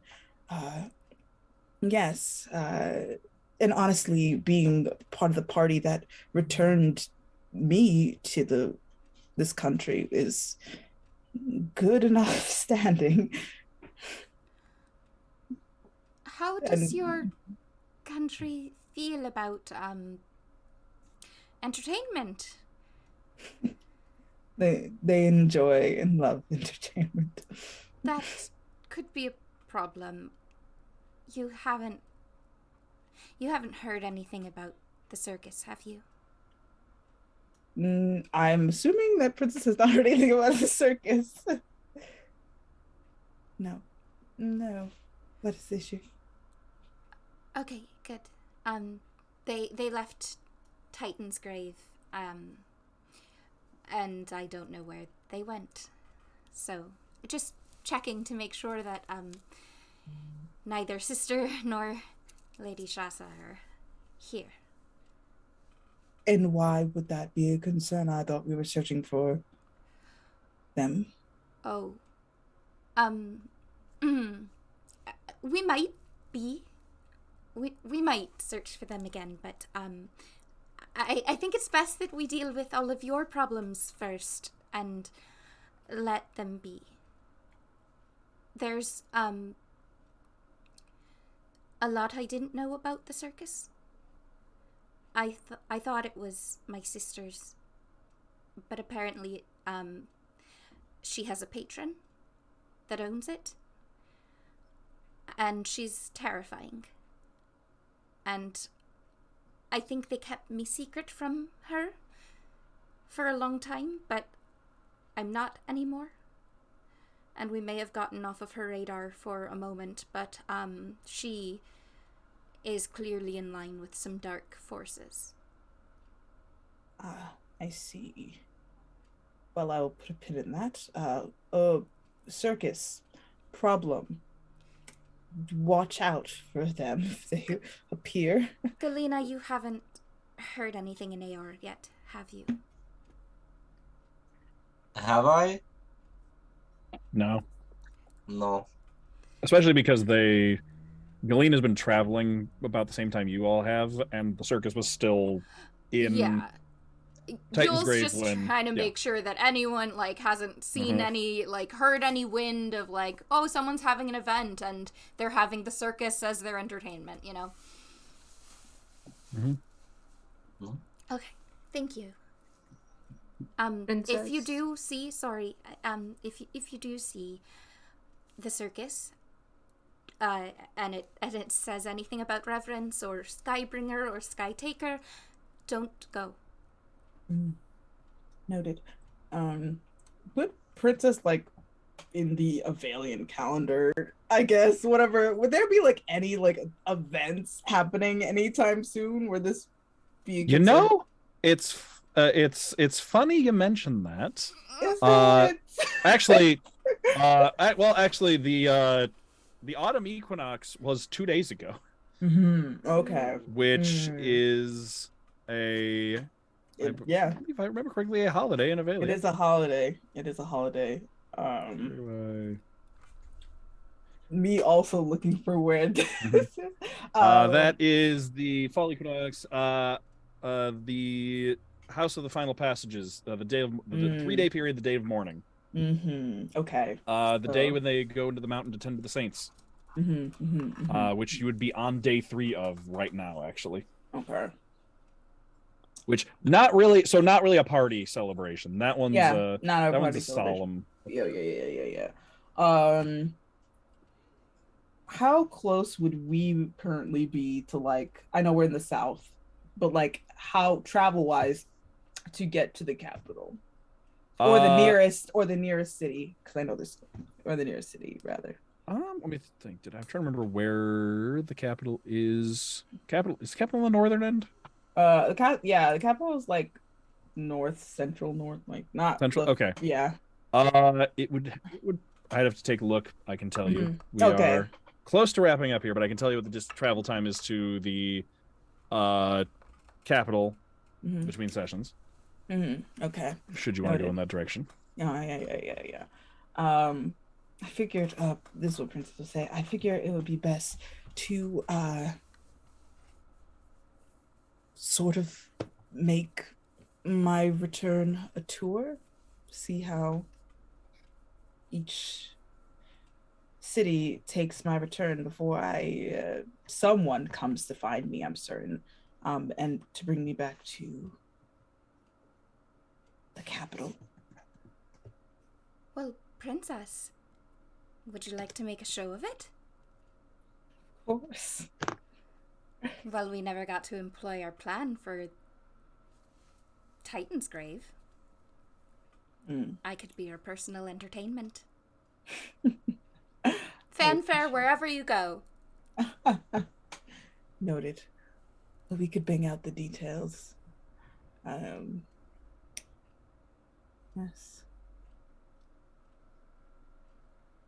All Are right. you wanted to say something, Galina? You like leaned into the screen. Oh, I'm hard of hearing, and I keep thinking that if I lean in, I'll like be able to hear better because like I've got all of my audio settings as jacked up as they can be, and I'm still like missing the end of sentences and stuff, and I just keep thinking that like if I lean in, it'll help, and it won't, but that's where we're at. Are your headphones not attached to this? They're in there, right? And like you would think that would help, and yet Oh, okay, so it's like the leaning in a video game when you're like driving a car. Yeah. Okay. It's just like a physical thing that my body is doing mostly on its own. Gotcha.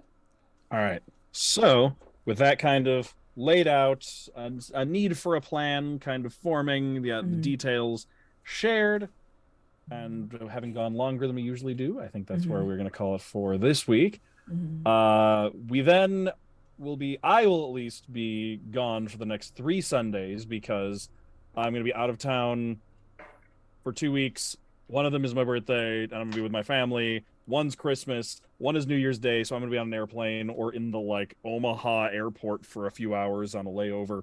So I'm going to be gone until the 8th. But if anyone wants to do a one-shot in there with, probably not on Christmas, maybe not on New Year's Day next weekend, I don't know, or we'll just take 3 weeks off. It's up to all of you. I won't be here. But the rest of you, we will see you back whenever we have stuff. Check Twitter for announcements, but at the very least, we will definitely be back on the 8th for more of Evalia. So thank you for joining us, and we will see all of you next time.